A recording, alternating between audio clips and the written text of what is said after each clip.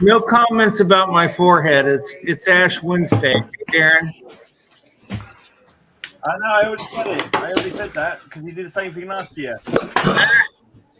What happens on Ash Wednesday? You get ashes on your forehead. He smears Hey, ash Marky. all over himself. Marky You should Mark. realize the reason of the season, And where your funky season punch. is pancakes, Bill. That's what you gotta know. No, we. Do you have pancakes in America? Yesterday. No, I did not, and I should have. That's a thing. Well, there you go. That's the reason of the season, mate. It's the reason of the season. Let me turn this off. Just like chocolate eggs are the reason of the season for Easter. You know, you've got to celebrate properly. Well, people fill up on pancakes, so when they. But here's the thing. I've reached that age where I don't have to fast anymore. I can't eat meat today, Right. but right. But I don't have to. I saw your post because I'm 60. Yeah.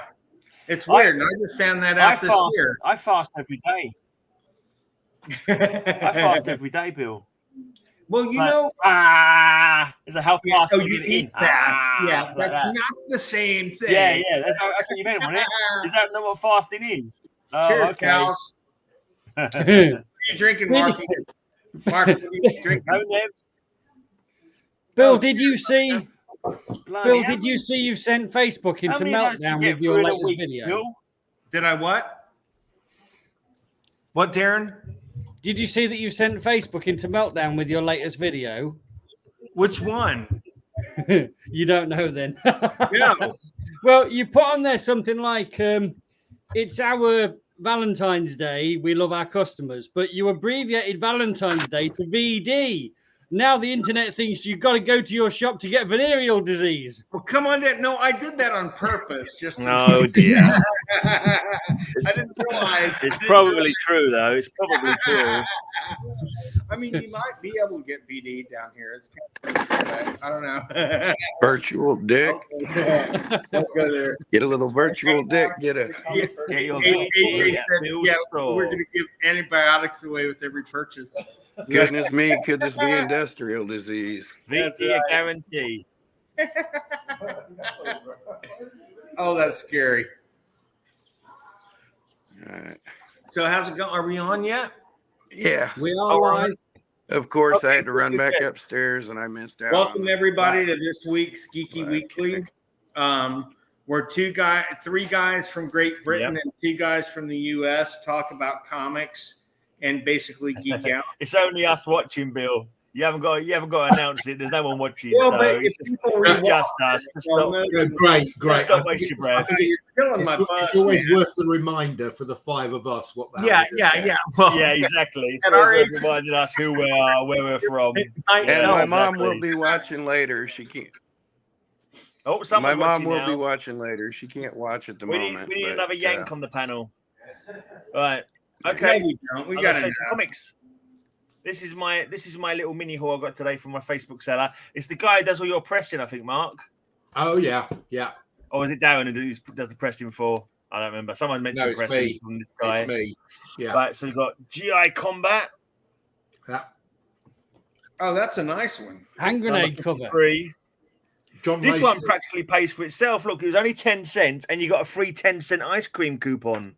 So it's like, win-win basically. It's like giving away comics for free when you I think know, about it. if you're a kid, Yeah. you win. Yeah, but that's like exactly. that's like a Marvel stamp. You might want to check to see if the coupon's still there.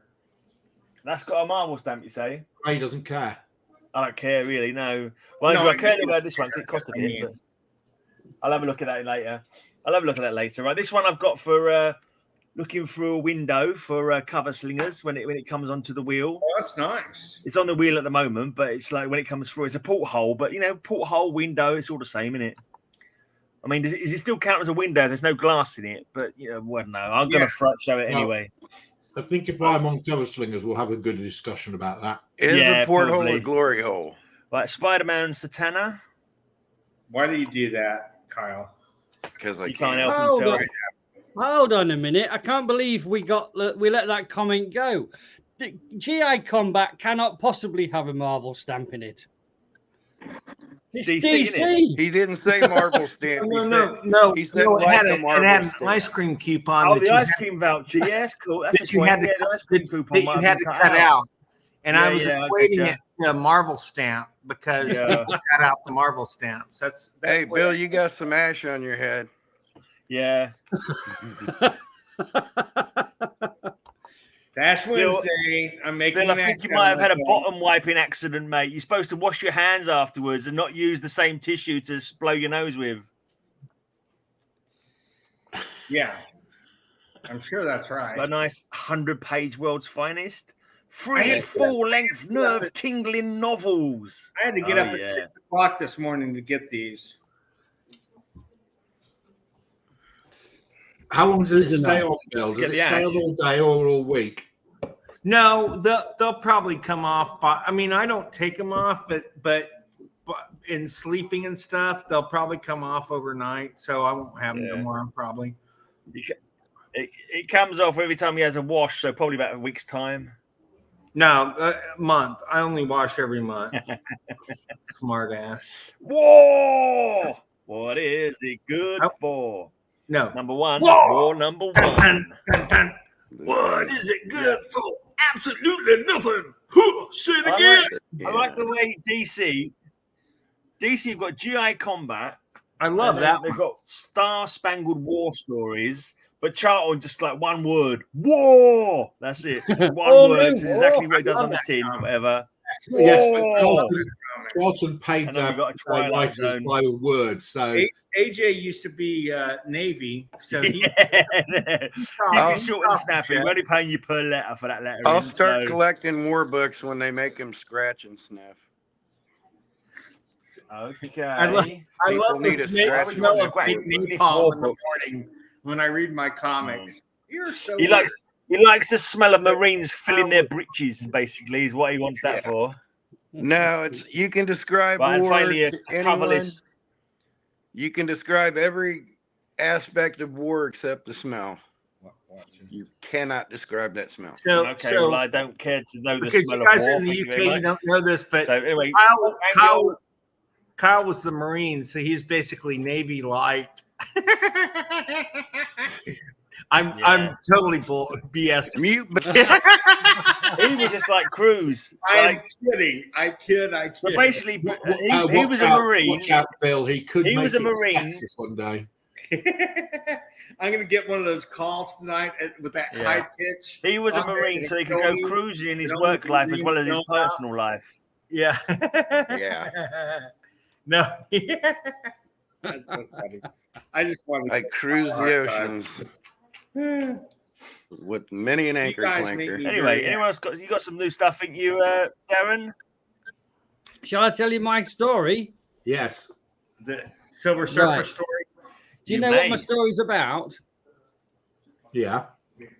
So Is it I've something to do with collected. comic books?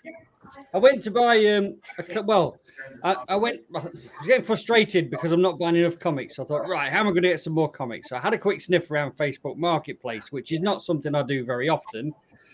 But I went on there and I saw a photo that was a pile of Victor comics, you know, the UK weekly Victor. It's about war. Yeah. And Yeah. it looked from the photo that was a stack of comics on a table, and it was really difficult to tell how many comics there were. I did look, I could manage to see like one of the issue numbers was like 240 something. Yeah. So it's about 5 years into the run. Right. And that number 240 was around about, I don't know, 1965, 1966, which is like, you know, I mean, when I was a kid, I used to read Victor. My nan used to get it from the local paper shop.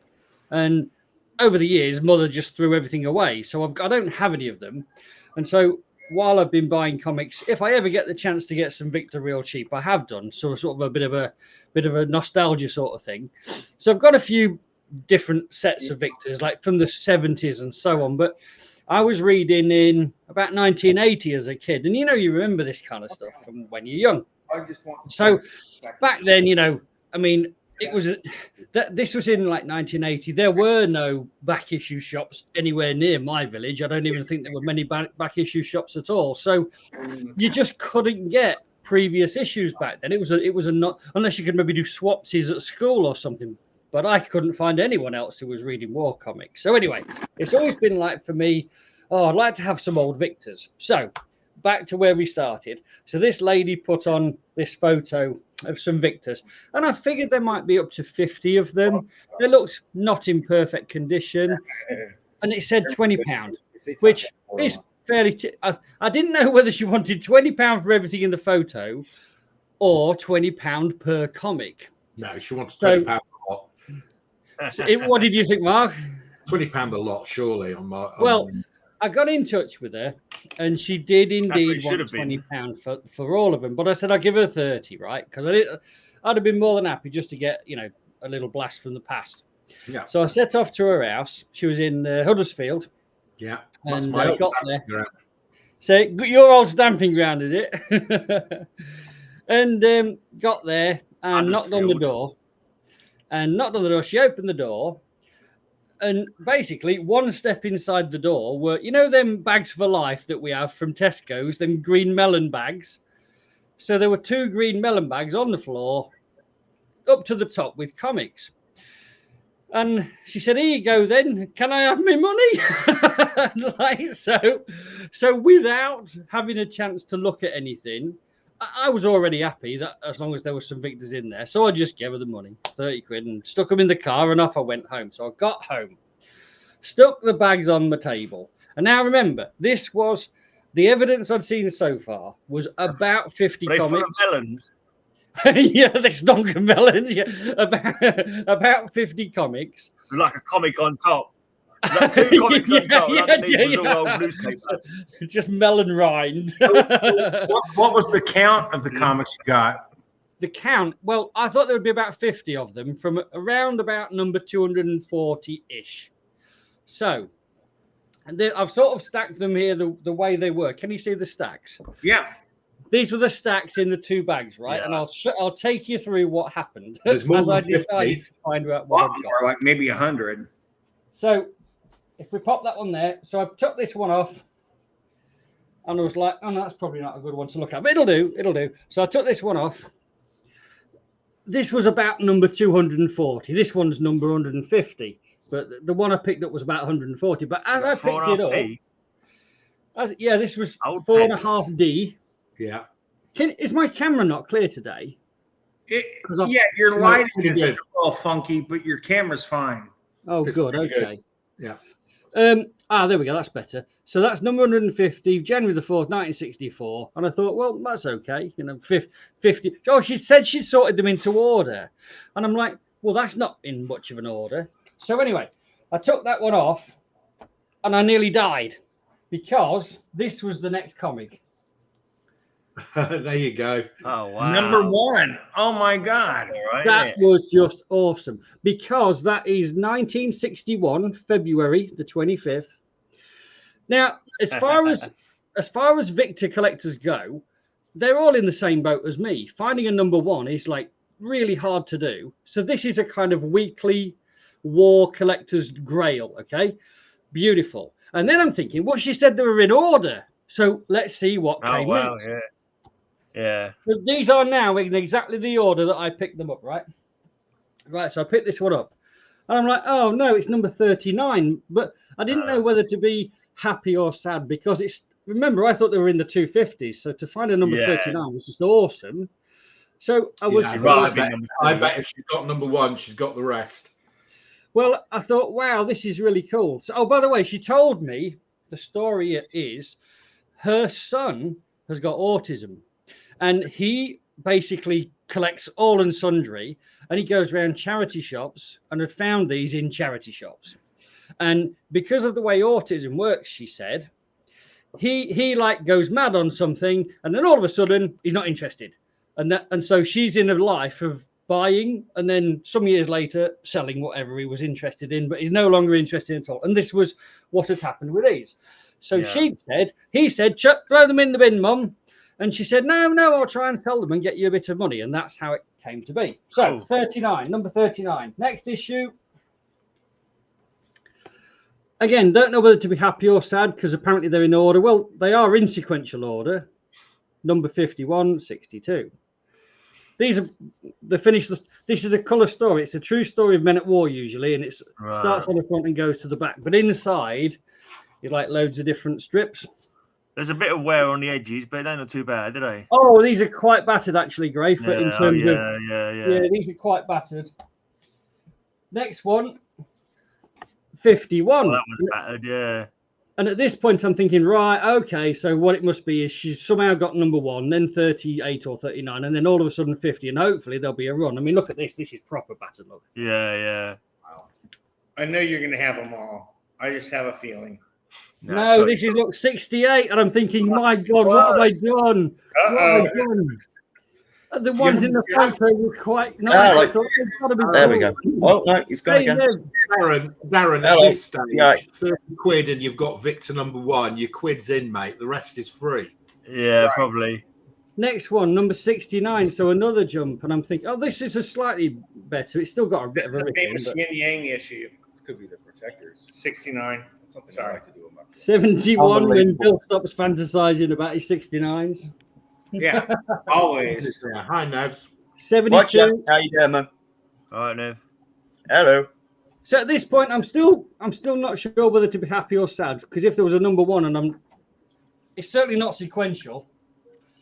And then I'm like, oh look, 82, so another jump, and so still not sure whether to be happy or sad. Number 88, although slightly better condition, but as I picked up number 88. I nearly died. And number 1. Another number 1. I knew it. Oh my God. At this point, I did die. So then everything's in sequential. Everything's in sequential. Number 2. Number 2. Oh, wow. Yep. So the top were just other ones, they're like these sequence ones. The tops were the duplicates. Yeah. Number 3. Number 3. I do that with some of my collections that I can't fit them into. Number 4.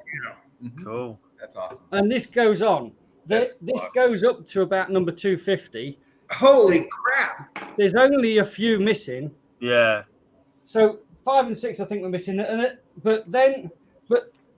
So at this point, I'm over the moon delighted. Yeah. But there are a few, and I'm just going to highlight a few. There's a few things in Victor that's really cool, which you might not know. So I'm just going to tell you. Because they did. Here's one. Perfect. Number 41. So English guys will straight away be able to tell me what this is about. Douglas Bader. Exactly. Douglas Bader, the guy who had lost his legs and carried on flying. Yeah. So that's like a really important story for British history. Did you say Darth Vader? Because he lost 2 legs also. No, I'm kidding. Sorry. That's true. I was based that on him, actually. Now you say that. You're a bad influence, They based that on him. Yes, I am. He still wrote the next fighter, didn't he? Apparently Steven Spielberg did base it on the life of the British aeronaut Douglas Bader. Watch this, boys. Yeah, Escape from the Stalag, whatever, yeah. The Great Escape, not the Great Escape, is it? There is a film where they put all the artwork is fantastic. Has it got You're Steve bang McQueen on, in it? Gray. This comic is the story of the Great Escape. Yeah. Oh, wow. And where I found that, it actually said that the Great Escape is based on this comic's representation of the story. Now, I don't know if that's true or not, but that's what it said. Probably is. That's the one where they put the dirt and dropped it down their trouser legs, isn't it? So my script writing teacher back in college was in that movie, and he's the guy who leaves on the bike at the end of it. Oh, wow. That was Steve Lawrence McQueen. Fontaine. Yeah, pretty wild, right? Hey, Nevs. Pretty awesome. You're a bit of British history by default and proxy. I know. Good work. Well You're done. mixing them all up now, Darren. You know that. You're getting them all out of order there, mate. Yeah, I've showed Dad them earlier today, and the one I wanted to show you next is not in the place it should be in, so I think I put it out of order. Dad's probably sat on the toilet reading it, mate. Oh, I found it. It's here. Best place for them. Read them in the toilet. That's where you should. Exactly. Oh, the damn busters. Yeah, of course. So again,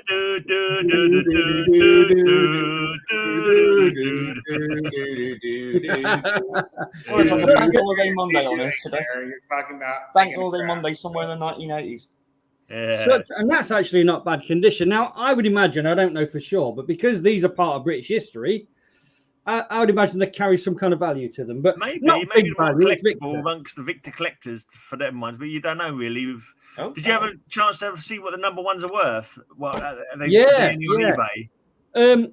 Well, I read about it in some forums and Facebook groups and stuff, and an incomplete Victor number 1 sold for 40 quid. Oh, blimey! So So- 30 quid for 2 of them is bloody well not bad at all. I mean, they are low grade, but it would be nice to think 50 and 50, maybe 100. But Victor's down in the early numbers. I would have thought, even in this condition, because they're just so rare, there's a group on Facebook trying to collect them, and they've all got their wants lists. Yeah, I think Victor in the first 10 you'd probably charge 20 quid, 25. Yeah. Up to 100 you might charge a tenner, and then everything Nice. after that to 200 maybe a fiver, and then after that maybe 3 quid something. So even in this condition, I mean, I was absolutely over the moon. But also there's the whole nostalgia and reminiscing, and the fact that I've now got something that as a kid I never thought I would ever get. It was just impossible. So I was over the moon with it. I went in Gosh recently, and they had like Victors, like 10 packs or something for like 2 quid, something ridiculous like that. I nearly bought one just to like a bit of nostalgia, and I thought, I'm probably going to sit there not getting read. You know what I mean? So I didn't bother in the end, but if worth it. If you can 2 quid sounds pretty good, to be honest. So it was saying really cheap, so I was like, I was thinking of getting them just because they're so cheap. I thought, why not? There's like 10 in here for a couple of quid. And I could read some old, British weeklies. But I thought, I was thinking about it. Let's just leave it. I've got enough bloody tat in my ass already. I'll send you a few, and then you'll be addicted to the sec. You probably quadrupled your money at least. I've been going through my 2000 ADs, Darren. I might, once I've worked out what I'm missing, I might have to sort of find out what I can get a bulk price on them or something. Well, I've got them all in duplicate, I think. So I decided I can go from 1 to 666. That'll do me. That's enough. I have definitely got a set that includes exactly that. I've got quite a lot myself, but so that was my little story. Over to someone else. You had some great story. You had some complaining to do, didn't you, Nevs, this week? How did you word it in?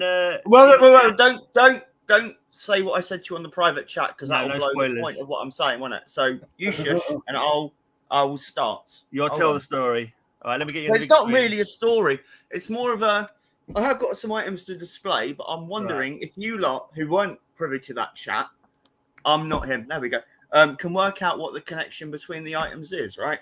So first off, Spider-Man Gem 13, highly unrecognized book, drawn by Stuart Immerman, just before he became like Stuart Immerman.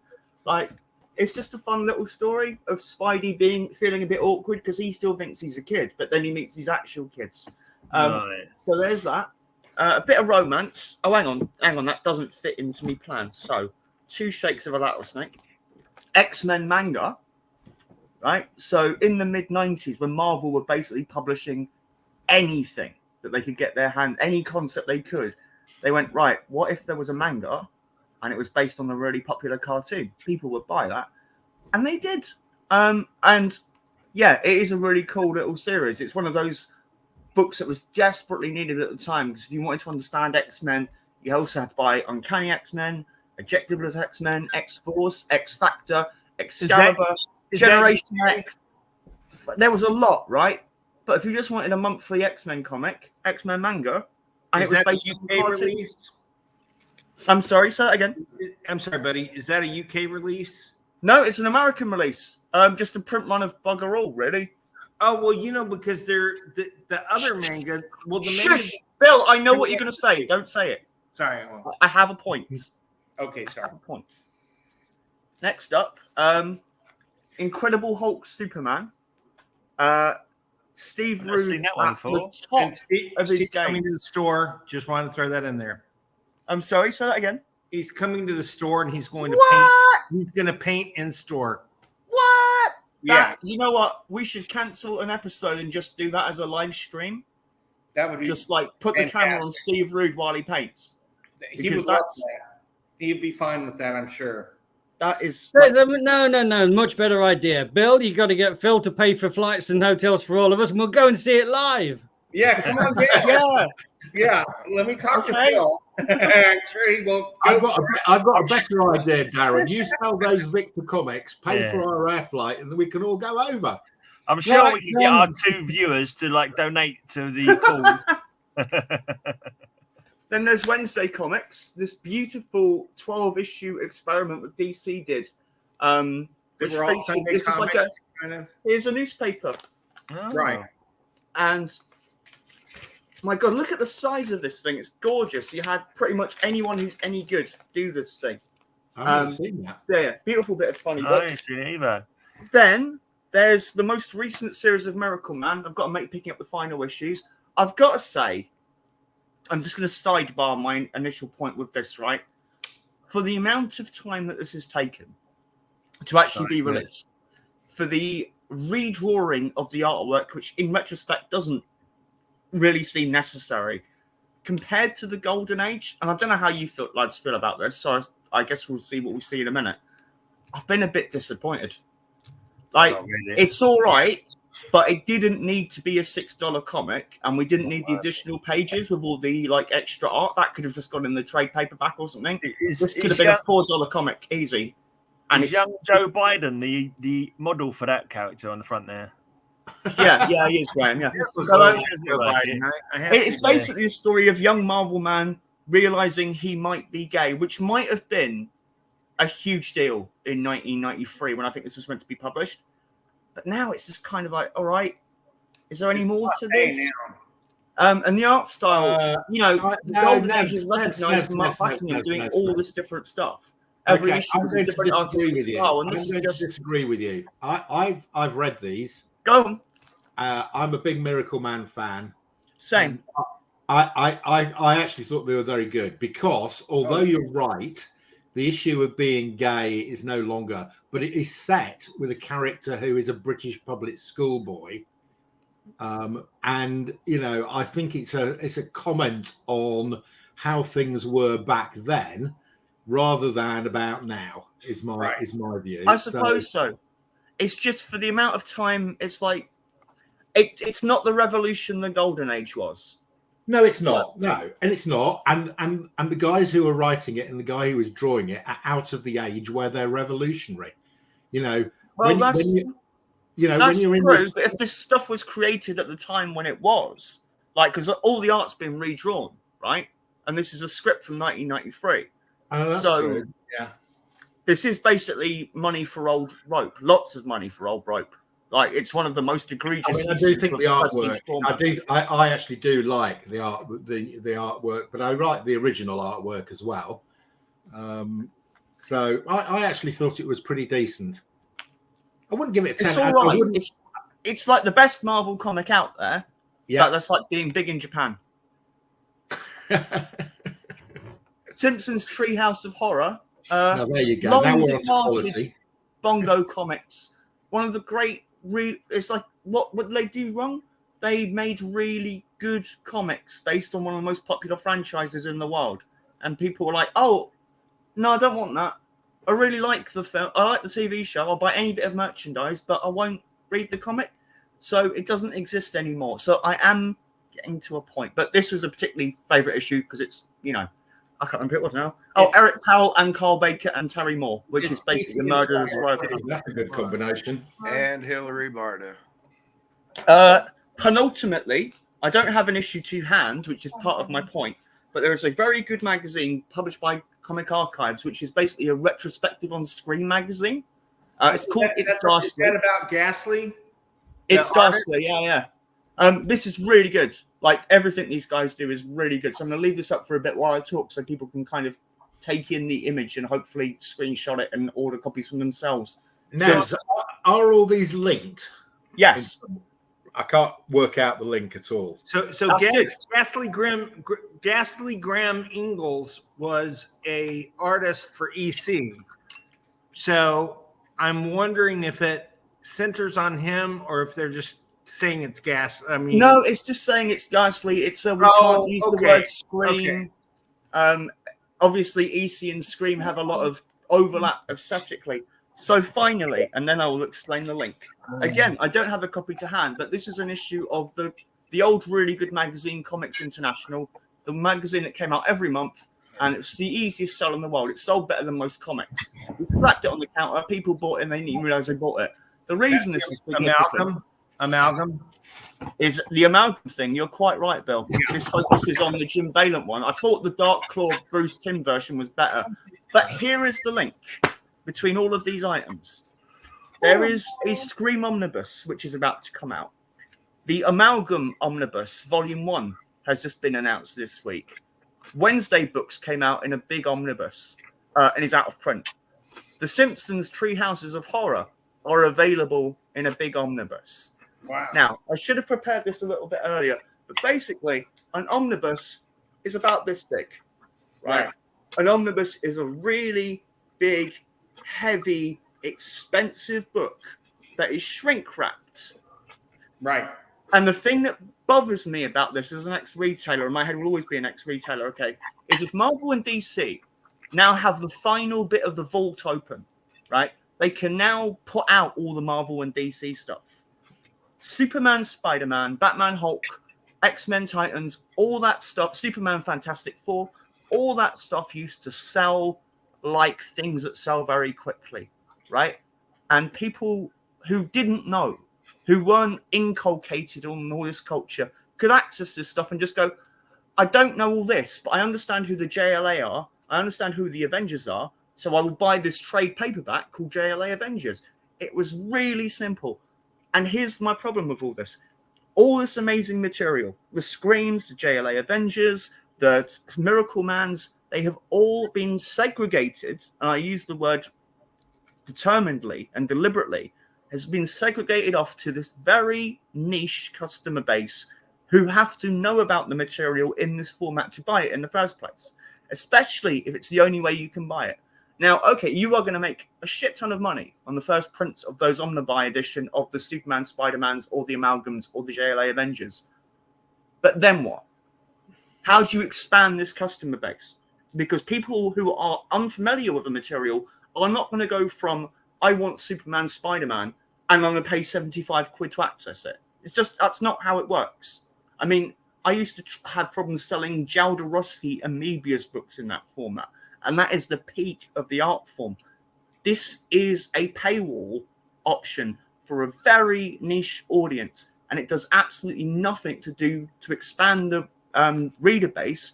Whereas, to beat the drum again, manga, odd concept, cheap per unit thing, really easy to restock. Here's Volume 1.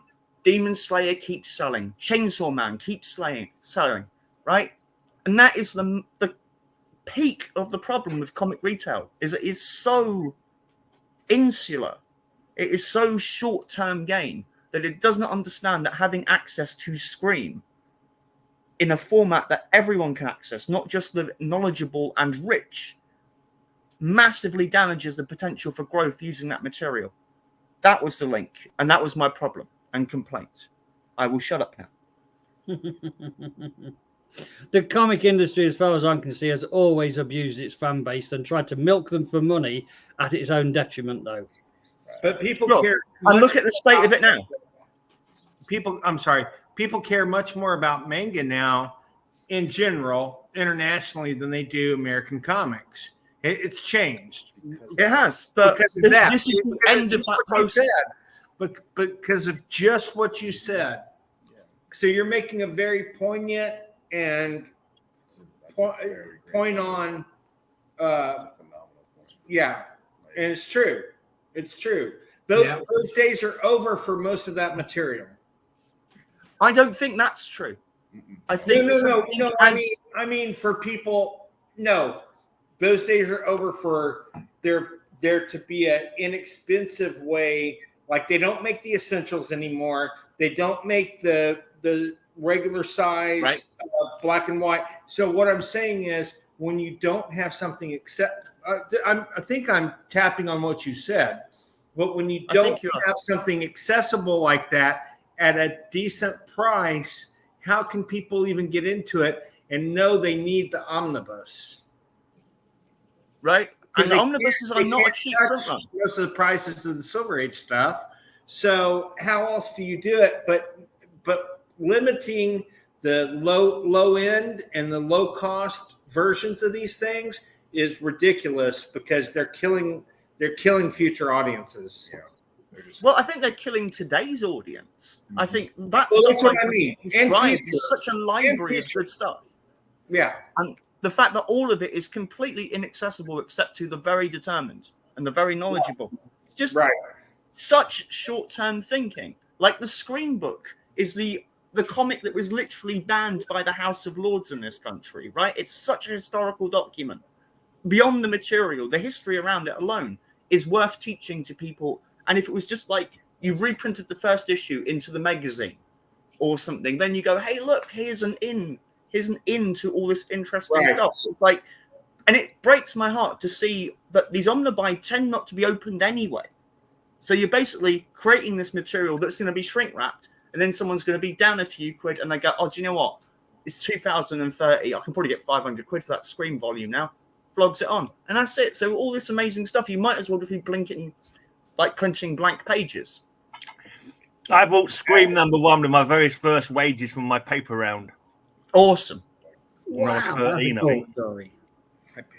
Did you carry on buying it, Gray? Yeah, I did for a fair while, but I don't know what's happened to them. I thought I must have sold them on eBay at one point when I decided to cut down just to like American comics. So don't have any. Well, it's quite good at the time, though.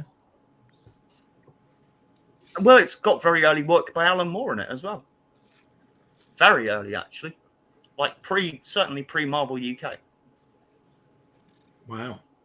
No, I think my opinion, Nevs, is largely along yours. But I mean, I would be really, if I was in charge of Marvel or DC or any other comic company, I would say, right, we've got to think of, we want to still be here in 20 years. So, you know, when the DC did the new 52 and relaunched everything, I thought, good concept, but 52 comics a month? If you're buying every comic, how many is that a week? That's 13 comics a week times by what, $3 or £3? That's like 50 quid or 40 or 50 quid a week. That's a hell of a lot for people to spend to read everything. So I'd have stripped it down to the new 20, not the new 52. And I'd have said, right, let's get 20 quality things out on an ongoing basis. And our rule is we're only going to do 20 monthly titles, and we might do 2 crossover type 12-issue miniseries a year as something different, but not saturate the market and not bankrupt collectors and so on.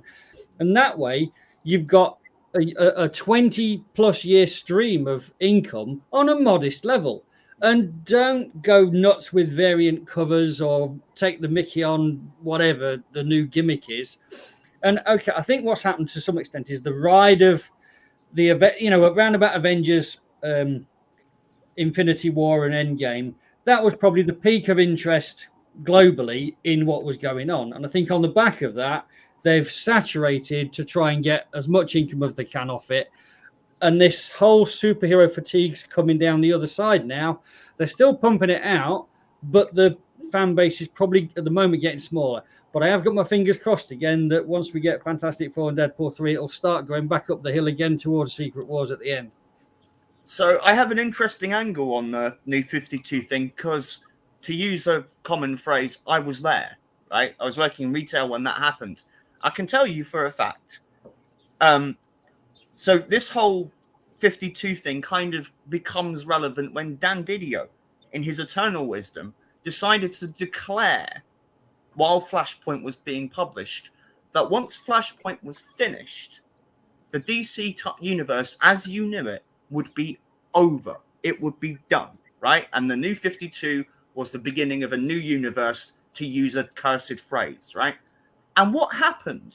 And I saw this happen, and it was like watching money fly out the window, right? Is there weren't that many less than 50 DC regular comics being published anyway.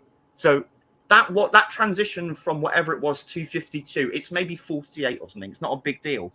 But once Dan said this is over, people who had been buying DC comics, and by which I mean their standing order was every DC comic, right? Yeah.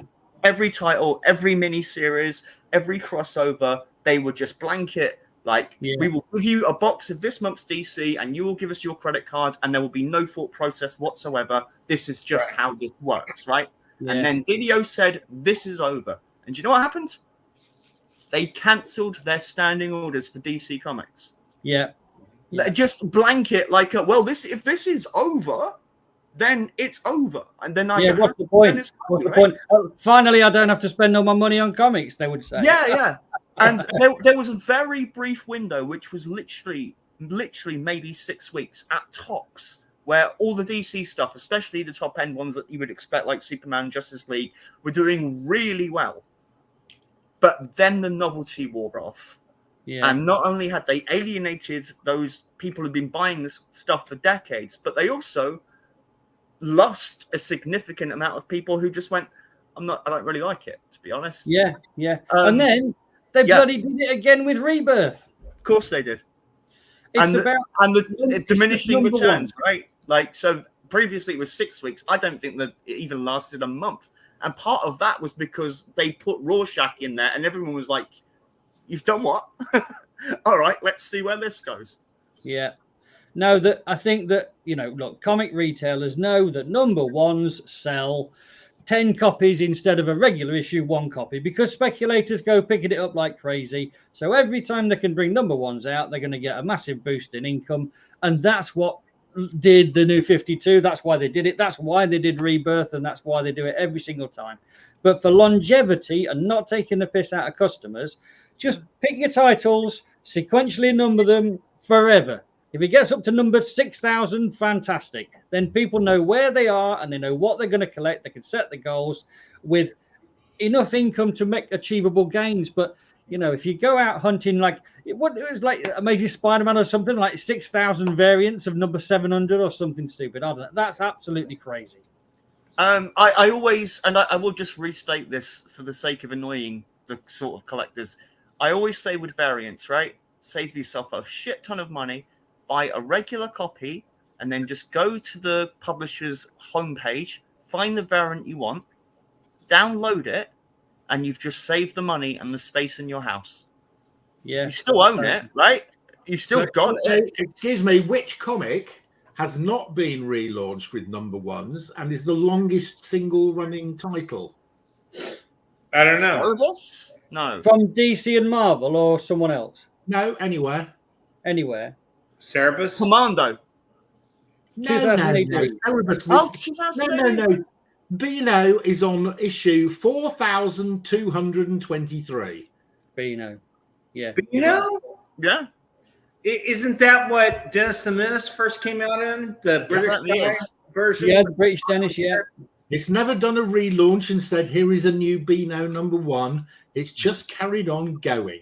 And it's still out? I thought it ended years ago. Yeah. No, It Dan is did it a still few going. years ago, and the strips were incorporated into the Beano that were worth keeping. But no, you make a very valid point, because Is the Beano is a still comic weekly that or is it exists for a monthly now? certain demographic. People read it and then they grow out of it and then they just move on. But Whereas who on superhero earth could have comics- the I don't 4,000? think Mickey Mouse has reached 4,223. Wow. Good And work. you know Is what? that still weekly or is it monthly now? It was I think it's weekly. I fortnightly, think it was weekly. I think it's now monthly. Beano's managed to do exactly that model and it's still going. But I'd say that the content is not at all like Marvel or DC or anything else. Because with Beano, you usually you read it as a kid and that's it, you're done. Once you grow out of it, you grow out of it. Whereas Marvel, DC, you keep going forever. Can So do. if Beano can do it, if they put that model on the Marvel, DC, and everything else, I think we'd all be a lot happier. Yeah. See, I think the reboots, like you say, is a good reason for people to suddenly go, you know what? I think I'll call it a day. Like you said, all these people stopped buying. I went about a year of New 52, and it was just like, I wasn't feeling it anymore. I wasn't feeling the price, especially the amount of money it was costing, because I was buying a heck of a lot. And I was just like, I just got to stop now, because I got fed out of all the deaths that keep killing off all my characters that I liked. It was like, screw this. It took 5 years before I started collecting again, but then I came back collecting just old stuff that I missed the first time round. Are we still at DC on the sequential numbering from when Rebirth happened? Are we still on the same sequences? I think so. No, The last DC comic I reverted. bought was Joker manga, Darren. I couldn't tell you. Yeah, I Me have neither. Yeah, no, some of them have reverted back to the original numbering, Darren. So Oh, and that drives me absolutely crazy. Any figure with 2 zeros at the end, like 700 or 600. Let's do number 1 for about 40 issues. Oh, 600's coming up. Let's pretend it went back and it's still part of the original. Right. Set. It's an absolute gimmick that's created to be absolute fair chaos. to Batman, you had the Batman first series ran right up until the New 52. Yeah. Then you had the New 52, which was Batman Series 2, which was really good. I thought the whole of that run with Scott Snyder was actually one of the best New 52 titles. Is that Court of Owls? Or was that Detective? Yeah, Court of Owls. All that. I didn't like it. I just really wasn't enjoying the comic books. And Joker, when he ripped his face off and sewed his own face, It was a bit back much, wasn't it? I just feel it was all stupid. I was like, oh, this is getting ridiculous now. So that ran up to about issue 53 or 54. Then there was Rebirth.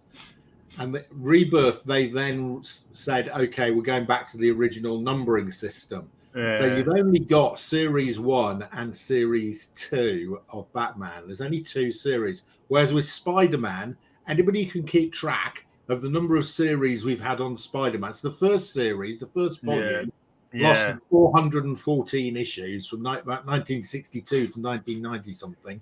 And then we've had about 8 flipping volumes since then. Yeah. All lasting, but hardly anything because they keep relaunching it. So I'm going to throw the fly in the ointment in the theory, because here's the thing. I absolutely understand, right, that issue 932 of something, that's never going to have a new reader, right? No one's going to jump on with 932. So you do want these accessible points. That I understand. So even if it is born out of the speculator, which we all hate, right? Issue 1 every year, that I get. But here's the thing that needs to be done to amend that process to make it easier for everyone. When you start with issue 1, you just add 2024. And then you say it's like season or something, because we exist in an industry where there are 2 books that are legitimately called Daredevil Volume 1 by Mark Waid. And that can't be right.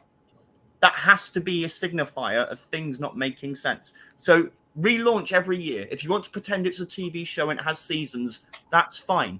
But when you put the issue out, just say what year it is or what season it is. Because as you say, I think we're up to at least 10 Amazing Spider-Man ones now. Yeah, well, I did a Spidey show on Yeah. Whatnot last weekend, and I had 8 Spider-Man number 1s. Right, so that can't work, can it? It's so unnecessarily convoluted. It's got to be hard for collectors as well. But I don't think people are put off by the high numbers. I think if it's a good story and has a great cover, they'll pick it up. You realize that's old news. They did that back in the 40s. If you look at the old Walt Disney comics and stories, the first 100 issues are like Volume 4, number 9. Yeah, wasn't it? But Disney Comics didn't do continuing stories, did they? Like, wasn't it the other way around back in the day? Yes, they did. I heard back in the golden days they wouldn't start with a number 1 because maybe people would not give it a chance. So they'd start on number 2 or number 3 or something. Really? Yeah. Back in the golden age, the number 1 was not a good thing because they sort of thought, well, if it's number 1, people will think it isn't established and it isn't interesting. Yeah. So therefore, they would start it at number 5 or something. How times change. I didn't know that. It's an interesting angle. Well, Could you imagine being a golden age collector back in the day and you had number 5 and you're trying to find the other 4, they don't even exist. Right, and you had no idea whether no comic stores, no internet to search on. Comic database. It's like Amazing Fantasy. Amazing Fantasy with Amazing Fantasy 15 with Spider-Man. That started at issue 7 because it was Amazing Adventures or something before that. So they would retitle it, and then instead of putting it as number 1, Amazing Fantasy is actually the first issue because it was Amazing Adventure and then Amazing Adult Fantasy. Yeah. and then Amazing Fantasy. Yeah. Amazing Adult Fantasy. That's a completely different comic book, isn't it? Amazing Adult Fantasy. No. I mean, now it is, but back then, no, right? They were trying to appeal to an adult market, which wasn't there yet. So that's something I keep under my bed in the 80s before the internet. Color expansions and bondage. Sorry, don't mind. That's a typical weekend for Bill. So, yes, exactly. Thank you for noticing. But don't tell my wife. But I do want to say this. So when I bought that Donald Duck number 1 the other day, it's actually Donald Duck number 26 in the comic, but it had been different comics before that. But the Donald Duck 26, it continued to be Donald Duck through the end of Dell and Gold Key after that. So that's why that Donald Duck is considered number 1. And that was 1952, which is still considered Golden Age. So everything that Nevs is saying is, and Mark and everybody is saying, is absolutely true. About the number 1, the number 1's people feeling like a number 1 was cursed if it was an actual number 1. Yeah. I think by Donald Duck number 1 being number 26, I need to bring that onto the show. I think all of you would love it. And on the back cover, there's a cutout Donald Duck mask. So and I got it for a steal. In the condition I got it in, it's probably worth $300. But I bought it for $50. So when you said you got Donald Duck 1 for $50, I really thought you had the bubble pipe cover, and I'm like, well, you just got a $10,000 book. No, I wish I got the Trick or Treat, but it's still a really good deal what I got. But yeah, you're right. I didn't get the ultimate one, but yeah. I think Nev's computer was overheated again, is it? Yeah, probably. It was catching fire last week, wasn't it, his computer? I think his computer was probably catching fire again. Oh, there's a habit of getting combustible computers, don't you, Nev? There he is. There he is. Hey, really expensive. I've told you, Nevs, never buy a second-hand computer. It just dropped me out of the stream. I'm sorry. Are computers expensive over there? Because it seems like you guys always have like a computer blowing up or burning up or something. I thought he'd run off to rip up all his number 1s because they're all rubbish. Right. All the Golden Age number 1s. Yeah. Nevs would be so happy. Do you guys know Collecting Chaos? Yeah. Do you guys know Collecting Chaos? We'll have to get him on sometime. He's an old fart. He'll be good for coming on. He's got a great collection and great knowledge as well.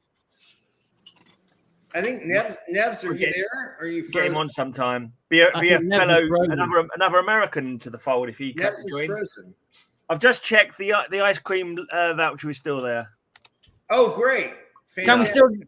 We can still use it, can we? That's awesome. I don't think so. I think I'd rather just pay the extra 10 cents. Popsicle, everybody. Yeah. I'm in America with this comic book and I find ice cream and I want to get 10 cents off, then maybe I'll do that. The voucher is still there. Unfortunately, the ice cream outlet that sells it isn't. Probably shut down years ago, decades ago. I've got a couple of comics where you get a voucher to Canby, not Canby Island, that amusement park in the States. The Palisades.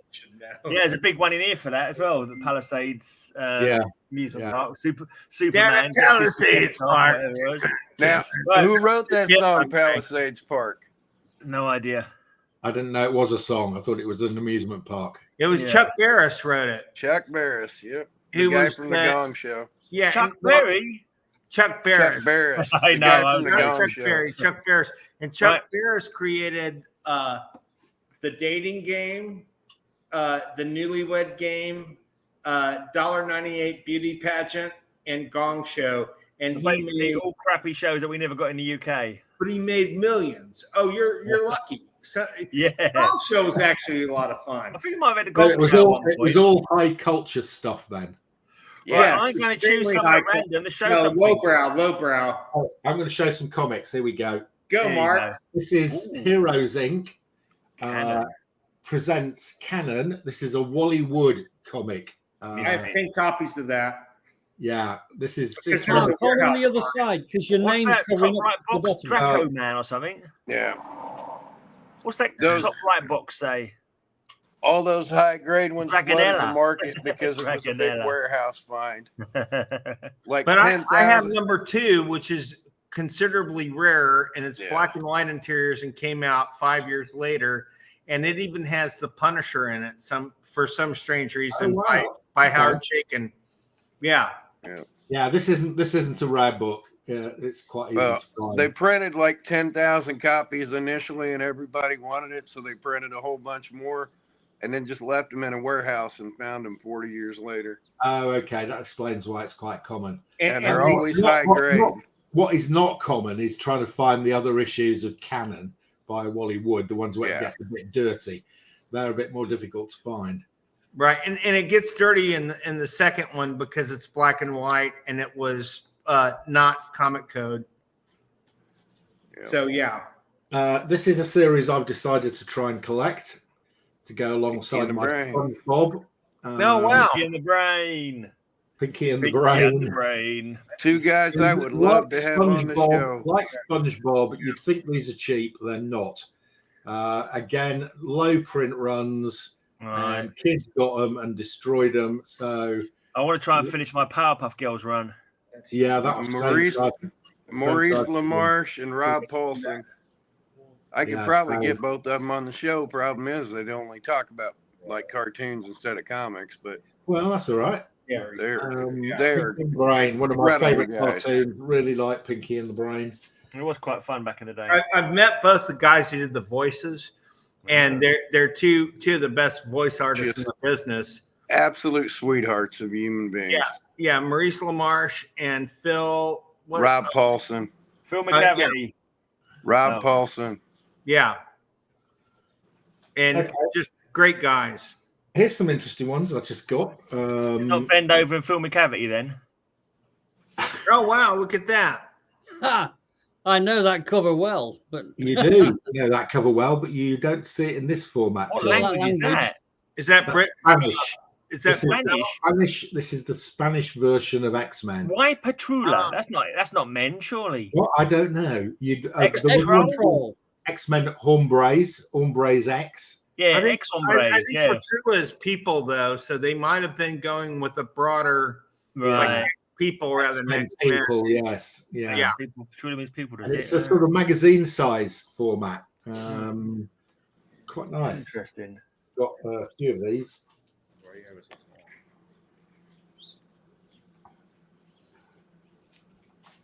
And this that was one, from the Fall of the Moon. I like this cover and getting it in this giant format like this. The Brood. Yeah. And that Brood, that's a little set of Brood. There's a beautiful cover in there. I hope you've got it with X-Men, with a Wolverine on a cross. I know the one you mean. I have got it in the normal version, but not in this Spanish version. And then some eye candy preparing for my show on Sunday where I'm doing Good Girls, Bad Girls. Just got some Vampirellas for you. This is really nice. This is Elsa Kroos. This is a Virgin variant. This one, Mike Mayhew from the original Harris run, actually. So that's back from the year 2002. Thank you, now being done by Dynamite. Some great artists they get on to do the covers. So this is Josh Burns. Josh Burns, yeah.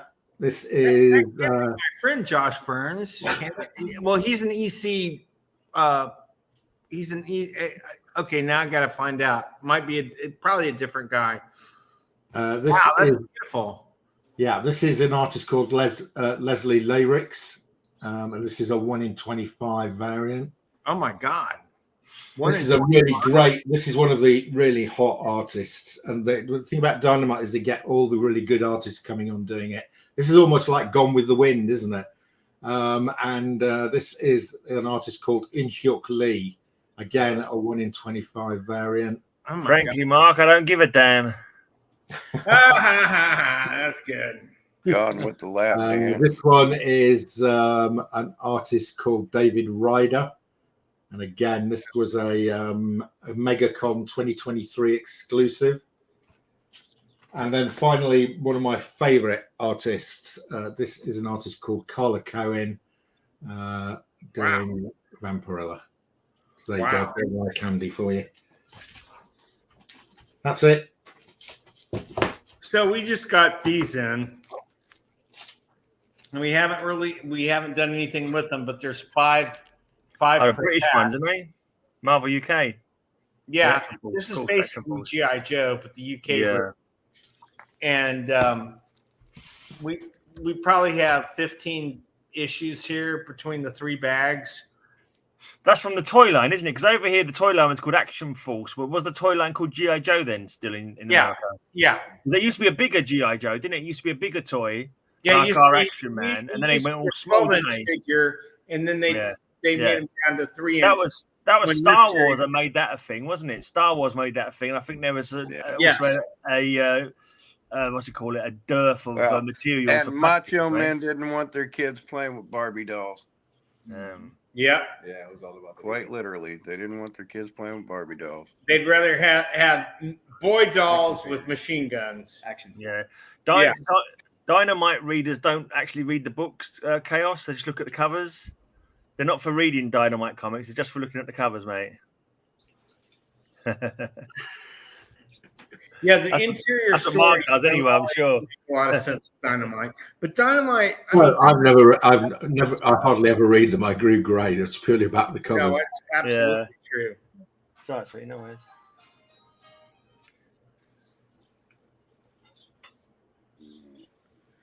Have we gotten around to it being my turn yet? I think we might have done. Oh, I thought Bill was going to show some more. What's going on, Bill? What's going on, mate? Oh, I got some more stuff. The camera's on you, man. This is your moment to shine. While he's looking for those, Gray, do you have those links in the description? I was going to let Bill's mate do a dance to entertain us. Can you do some mime or something for us? Is it AJ? Some kind of mime or interpretive dance? Do some interpretive dance. Comic books, yeah. That is excellent. Well done. No, you haven't sent me any links to put in any descriptions, Kyle. You need to sort that out. I thought I sent you that. Not as far as I'm aware, no. I thought I sent all those on the page. You talk about in the group chat? Yeah, in the group chat. Oh, you might have sent it and I've not seen it. So these, I don't know where the group chat gets too busy. They just appeared today. But so these are all Fleetway quality comics from Great Britain. Can you put me full on? Now I'm big and I'm not even showing anything. Where's Bill? I'm right here. Great. Can you put me full screen? Yeah. So these are the Fleetway books that I guess these came out in the 90s. I'm not sure. Maybe earlier. You guys get these at all? I don't know. The Fleetway is a British company, isn't it? I'm sure Fleetway is a British company. The UK, yeah, definitely Fleetway. Yeah. Okay. And then I don't know if those were just for the American market because I remember seeing. No, they have both prices, so they're for both, I think. And then I guess Judge Dredd takes place in the U.S., right? I forgot about that. Yeah. I'm right outside of Mega City 1 right now. And then these I'm not surprised. Well, this is U.S., but the regular Fleetways with the British price on them are printed there in England, and the ones with dual pricing are printed and distributed out in New Jersey. Ah, there you go. Firestorm. The second series. Is this new stock in or? Yeah, well, yeah. I guess Bill must have bought this. So this is a Frank Miller cover that mimics the cover he did for Daredevil years ago. Of G.I. Joe being wrapped in the flag as opposed to the character way back when. Nuke. I'm trying to put Dubrovnik. I've only found one campsite. I'm sure there are more, but I can't find them. So I'm booking it for 4 nights. It's not listening on their convo. A beat up Weird War. Well, that is beat up. I guess this is a golden book. I don't even. It's a golden book, and that is all original too. I wonder how rare this Hey, is. It's a little beat up, but it's kind of cool. Yeah, those are good books, and they're actually original art and story in them. Ernie Kalon. Amethyst, Princess of Gemworld. I have an insanely rare 35-cent version of that. Oh, yeah. They did have price variants. So this is American 92. Oh, these are all American. Well, there are some other. Let me find them now. Here's some more. This is just a. Well, this has both UK and US prices on it. Dread rules. The only thing they change about those is they put new business numbers on them. Special Operacht. Yeah. And then this also is German. The Spectacular Spider-Man. This is American. Cool. Probably done by JMD Mateus. Probably. I want to try and get them Weird Wars. Quite a few more of them, actually. I do like Weird War, but there's so many bloody comic books. Yeah, nice. What's he doing? Oh, has he got wings? Angel wings. Yeah, Warren Worthington goes to war. No, I'm kidding. I'm guessing the guy died and became an angel and didn't realize it. And then there are a couple X-Men ones over there that I'll bring over in a minute. But you can go to someone else while I go look for more stuff to show. Right, I think Kyle wants to show that he's effeminate or show his ephemera or something like that. Yeah, well, that I got a lot of comics too, but show that he's effeminate. No, show his ephemera. Sorry, I was misquoted. The mail came in. The mail came in right before we went on. Junior, speak. Mark, you were muted. Sorry, mate, because we was hearing about your conversation about your holiday, so we thought I'd mute you for a second. So I don't know if you were talking just now. We missed it. Yeah, it's okay. We're booking Dubrovnik. Oh, Dubrovnik, huh? Where is that? Is that Russia? Croatian coast. Oh my God! You will absolutely love it. You're retarded. I mean, retired. Yeah. The mail came in right before we went on, so I've been patiently looking at these, waiting to open them on screen. So, my want list in life is really small now, and I was talking with the wife recently, and there's only a handful of things I really want that I have never had. And like one of them is a baseball player. I've got a great big flipping pile of comics saying. Well, yeah, but I'm sending a great big flipping pile of comics away too, so there's a balance. But I have a great big flipping pile of comics, but like a handful of things I don't have. Like my favorite baseball player growing up was a guy named Brooks Robinson, and I never got around to getting his autograph, and he just recently died. And this to me is like having like a Wayne Rooney or something like that, you know, a world-class athlete in his sport. And I thought you meant a potato-headed granny shagger. Yeah, there you go. But I don't see nothing wrong with granny shaggers. Well, so that's what Wayne Rooney got up to anyway. So what's the difference between Wayne Rooney and an Airfix kit that doesn't require any adhesive? One is a glueless kit. Oh, oh, I got you. Yeah. But yeah, this makes that's an me old happy. school joke. That is, Mark. That's like something you get in Blinking Beano or Cheeky Weekly. It's an old faded autograph. That's cool. What on team a did you play for? postcard that he sent this kid. Oh, cool. In 1974. Wow. And the guy I got it off of is the guy right there. What was his team? The Baltimore Orioles. All right. So, guy was just an incredible baseball player. He So, was fantastic to watch. Now remember my back in the endless day. stack of crap just went more. Now I've got some Royal Mail from France. I do believe. Hey? No, Why would I'm you get afraid Royal Mail Royal from Mail France? does not come from France. They executed all their royalty quite a long time ago, Kyle. Oh, It had to do with cake, of all things. I don't know why. I don't remember. I kid. Hey, I want to show you this real quick. Yeah. Look at this, guys. Can you? Yeah. Look at this. Tom Baker sitting with the Simpsons. And he brought some Duff beer. Is that not hilarious? You've got a reflection on your phone. We can't see it now. Move it back a little bit. Gone dark. Oh, there you go. That's That's good. Yeah, better. that's Yeah, good. cool. Isn't that great? What's he doing that for? What is that, promotional or something? Or No. He it's loves fun? Simpsons, and he happened to be at a place where they had an Oh. open couch, and you could sit in it with Oh, the cool. characters. Yeah, but He's 90 now, isn't he? 90. he just turned 90. Yeah. The best Yeah. doctor. What a great guy he is. So he's so sweet to his fans, and just a nice guy.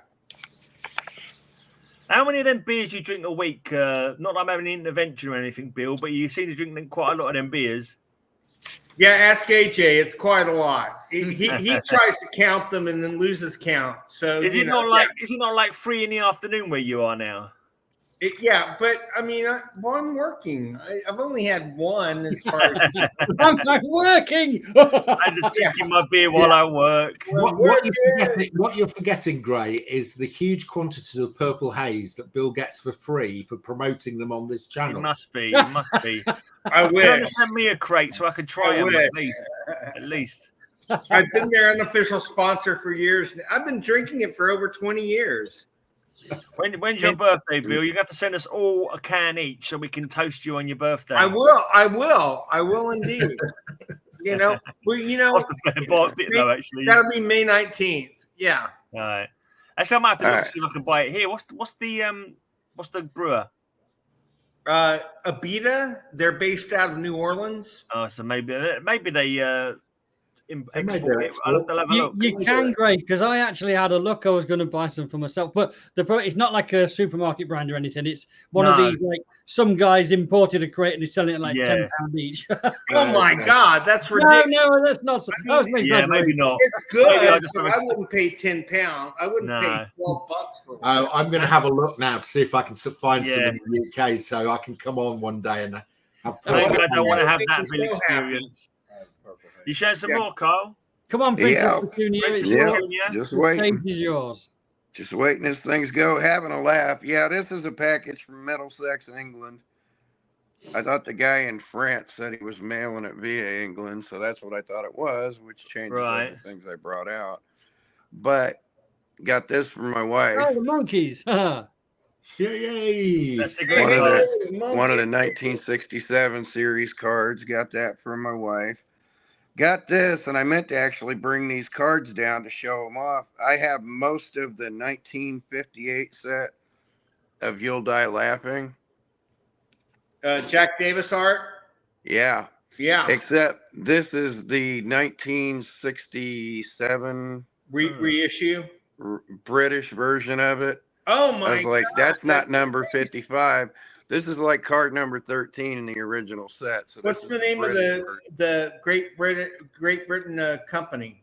Yeah, that's the British version. I thought that'd be a neat little novelty. ABC. Huh? Kyle, what's the name of the company and the Great Britain company? Yeah, ABC. There you go. The reason I was even dealing with the guy, Charlie Chaplin, a 1932 or 1924 Chaplin caricature. Good, another addition to my Chaplin collection. Got a cigarette card? Yeah. Yeah. Yeah, that's a 1924 cigarette card to go with my Chaplin collection. And this, who knows what these are? Yeah. Comic book foldies. Oh wow! Oh my! Oh yeah! I have a friend who has a complete set of those, and it's worth like $600. Wow! I could have got several of these, but I wanted Metamorpho. So. Oh yeah. Yeah, Metamorpho, Zatanna, and a dolphin. Yeah. There are some different ones then. And Fold them so we can penguin. see the different ones. But it just says balancing bicyclist. Give him Metamorpho's head or something. Yeah. Yeah, it's a little weird. You know, Metamorpho is going to be in the new Superman movie. But that's and he's played by the bald guy from Barry who played he was also in Gotham. Not the guy who played Zaz. Yeah, it was the Zaz guy is going to be Metamorpho, which he looks just like him. Yeah. I mean, sadly for him. The other piece of ephemera that I've been wanting since then, I'm not going to tell my hour-long Berlin Wall story, but oh yeah, got a piece. I always wanted a piece of the Berlin Wall to just. Let's see what it looks like. Collecting Chaos liked your cigarette card, mate. Huh? Collecting Chaos liked your cigarette card. Yeah, I've got some pretty amazing ones. One of these days, I'll show all the stuff on here that just. But this is a history of the Berlin Wall. I have over 100 of the Snowy cigarette cards from France. Snowy being Tintin's dog. Yeah, it looked just like my previous dog Boffo. God rest his soul. Always wanted to just. That's awesome. Put a piece of shitty concrete in my collection. Sad thing is that's a bud of really good weed. The world, history involved with that. The world history involved in that is absolutely amazing, and I love it. I'm going to go smash up some bricks in the backyard in a minute and send that to you. I can send you a pair of. I've got the Berlin Wall. I've got the Great You got Wall to of put in a China. bunch of fancy stuff and a lot of paperwork. It'll cost you more to print all this stuff up than you could get for it. Yeah. I'll send you another brick in the wall. Yeah, there you go. So there's a definite authenticator to this too. Well, the people that made pet rocks here in the States had nowhere to go after that. If you're interested in a pair of Charlie Chaplin underpants, this is one I debated on showing this on cover. One at a time, guys. You're talking over each other. Yeah. I debated on showing this on Cover Slingers, but since it was a comic book precursor, I think people might have taken a pass at it. Oh, that's gorgeous. Who drew that? Wait, go to the train. Go to the subject. Go to the car. Who did Darren's comic books earlier on. He drew it. This is all the guys running for president in 1892. I like it. Very good. Is that when Grover Cleveland won a second term? And all their names are on them. Yeah. Nope, it's a guy from Indiana won. Who? Harrison. Harrison. Oh, duh. I knew Benjamin Harrison. So, and all their names are on them, but technically, even though historically speaking, this is very much a comic book, it predates the modern comic, but I mean, it's full of political satire. Again, world leaders all over the back of it. That's gorgeous art, dude. And You then that on Heads of State on Cover Slingers. that's what I said. I thought about that, but it's too early for it. And then one of the oldest comic ephemera pieces I have, an actual 1886 envelope from this office. You sure it's not 1986? Nope. They didn't exist in 1986. Judge was American. Yeah. Hold that again, Kyle. Hold that again, because that was cool that it was like printed in the corner with. Is that the like insignia of the company or something? Yeah. Yeah. Oh, no, it's not. Yeah, it's an advertising 1886. Holy moly! Early marketing. Yeah. Oh, it's actually an envelope. I thought that was a postcard. Wow. Yeah, that's just an envelope. Yeah, and I thought those cards were my Danny Kaye, so I brought this down, so I got to put that back up. But I'm gonna frame up a lot of my Danny Kaye stuff. I got a 1949 Danny Kaye card coming. Here's a 1959 autograph on a newspaper sheet. But now I'm gonna go straight comic books, and I do mean straight up comic books here. So there's my ephemera and early comic stuff. So then my Grail collection, I now have 2 of the 5 1917 Charlie Chaplin comics. Blimey. It's a crazy format, isn't it? Yeah. Landscape, yeah. Is that actually readable? Or is that going to fall to pieces if you try Yeah, and it's open actually readable. it? It looks very fragile. It is quite fragile. I mean, that's Yeah. a children's book from 1917. This is in considerably higher condition, but still fragile. Oh my God. That's Look much at that. better, yeah. Oh my God. That's amazing. Such a weird size, isn't it? Such a strange size for kids. Well, Is it a book or- is it a book or a no comic? standard A They size. pulled at that out point. books for little kids to look at. There was no standard size at that point. No, of course not. Comics Nope. and anything like that came out every size imaginable. Just seems unwieldy, that size. But for a yeah, little there's kid. 2 more of the, or there's 3 more of For a little those I kid, want to yeah. get, and then I'll have that collection complete. How much they set you back, Kyle? Are they expensive to pick up or just hard to find? On the cheap, those are $300 per in any condition. I didn't pay that, but that's what they go for on the cheap. But you'll only find 1 or 2 of them floating around at any given time. Would you trade for it or steal it off someone? Catch an antique dealer that doesn't know what they have usually. Oh, nice. So I love the sealed comic books, and I didn't bring down a bunch of my sealed comics, but these are spent 4 years at the wall when it was still up. Very cool, Chaos. I'd love to hear those stories.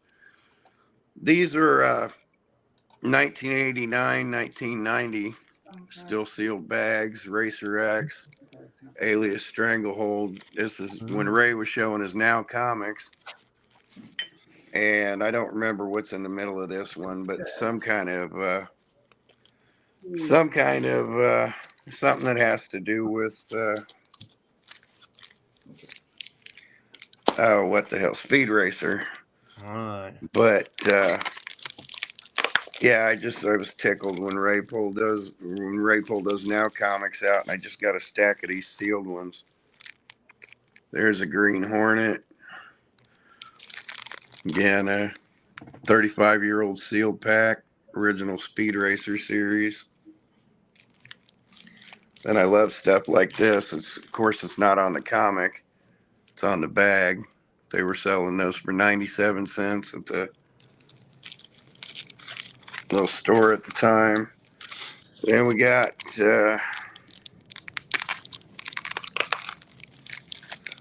little Astro Boy. And again, these are all still sealed. Astro Boy, Racer X, and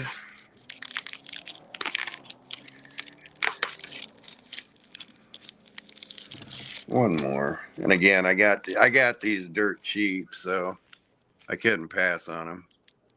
A lot of those are Ken Steacy covers. Racer X, a lot of them are what, and then Ralph Snart. Steacy covers.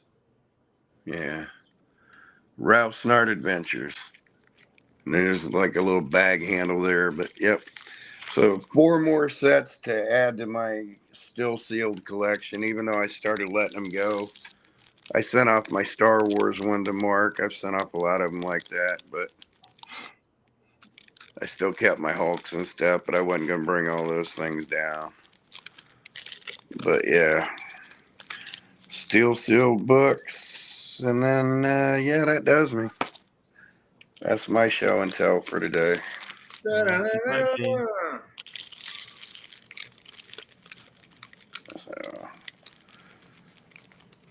Some nice stuff, that's for sure. Beautiful stuff. yeah, I've got a holy shit Chaplin collection. And I have not heard back from Spencer yet, Bill. It may take a while since he's in Paris, but trying to get his grandson to come on the show there with Bill for the Relatively Famous. Because as far as my Chaplin collection goes, I'm missing a couple of cigarette cards that I'd like to have. 3 comic books from 1917 I'd like to have, and an autograph. I have a piece of ephemera of his screen worn picture from a comic I got the other day. It's funny if you weights were employed to imitate Thebor's titanic gravity. Somehow I feel I must succeed and prove that a man can do anything a girl can. Finish it off, Gray. Dexter sure has spunk for a man. Spunk. Wait, One would hope he has some spunk. Back when spunk just meant a little gusto. Yeah, exactly. A little when gay meant jolly. That spunk. Yeah. That comic, I read it the other day. You've seen oh fuck, I can't remember the name of the comic now. Oh, anyway, one of the From Beyond the Unknown. It's a story called Woman's World. It's like the far future where the women are in charge and the men are all sitting in the kitchen doing the cooking and stuff and hoovering. And this guy decides he wants to buck the trend, so he goes to space school to go on this mission with the ladies. And they're all like, "Oh, this man can't do this. This man can't do that." And eventually, he saves the leader of the girl. That's hilarious. And then in the end, they get married. And there's a panel where he's literally saying, "In this house, I'll let you do the hoovering." And she goes, "Yes, dear," of course, like that. They're literally gone from leading the world to being like proper 50s bloody stereo, what was expected at that time. And like it was so anachronistically like terrible, but like interesting at the same time. So there was a TV series here that ran 69 episodes, but it was nightly, so it only ran for 13 weeks by Norman Lear, and it was called All That Glitters. And I don't know why it was called that, but basically it was a world where women had always been in control, not men. And you had some really great comedians and stuff playing these, subjected men to being pinched on the ass or whatever. And it was fantastic. It was great. It had a great cast. And I don't know if you can see any episodes anywhere because it kind of just disappeared. But if you ever get a chance to see All That Glitters, you need to watch. It is hilarious. Phil, do you know the end of the saying, "All that glitters is not gold"? Okay. Yeah. And it might mean that with women in charge, maybe all that glitters is not gold. I don't know. I don't know if it was I don't know what, but does it refer to the women who glitter? Yeah, in that world, they're not such nice people. Maybe. I mean, what was that old Two Ronnie sketch? Was it the worm turns, where the women are in charge and the men are the worm that turned? The worm that turned, something like that. Yeah, that was 11. No, they were all dressed in bondage leather, weren't they? Oh, that's weird.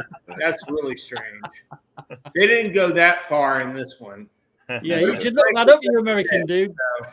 It's called The Worm That Turned by the Two Ronnies, because that's like real old.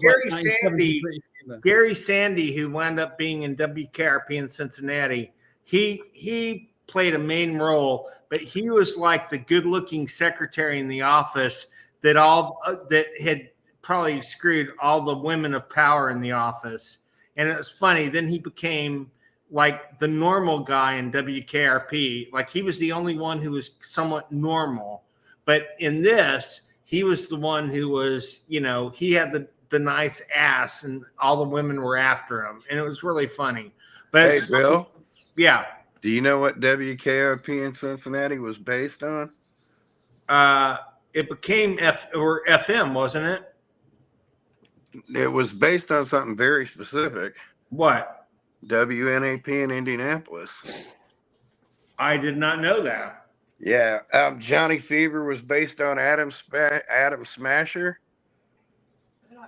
One of the first shock jock DJs ever, in the vein of Wolfman Jack. You know who Adam Smasher's son is? No clue. Abraham Ben Ruby. Which his stage name is? Abe Ben Ruby. I don't know who the actor from ER. Wolfman Jack. My dad's DJ name is Catman Jack. Abe Ben Ruby is the big guy from ER that worked the front desk. He was in Georgia Jungle. Oh! I thought you were talking. The way you said it, it sounded like it was someone from the Middle East. No. Alvin Ruby. Okay. Abe, Yes, Abe I Ben know who you're Ruby. talking about. So, The big but they dumb based guy in that the on show, WNAP. But he now plays like lawyers and stuff on Law and Yeah. Order. Yes. Yeah. So But they based that show on them, all and the they were British going to make a audience. lawsuit out None of of us it know because what they you've didn't been use talking them. about for the last 2 Well, I minutes. know, and I'm trying so hard to bridge that gap, Mark, but Kyle is going too fast for me. So I'm trying desperately. There is a cultural gap there. This is like us trying talking about desperately to Oliver Buffett moderate. with Greg Varney, Paulo, screw politics and watch a comic show instead. Yeah. You say something about Rich Varney then? Yeah, well, On the they were buses. talking about some undescribable American cultural figure. Oh, I could have won this week's Cover Slingers running away with it, but I wasn't going to dig them out. yeah. Coulda. You always say that every week. I wasn't Carl. digging out Reagan's Raiders. Every week you say that, and fundamentally don't.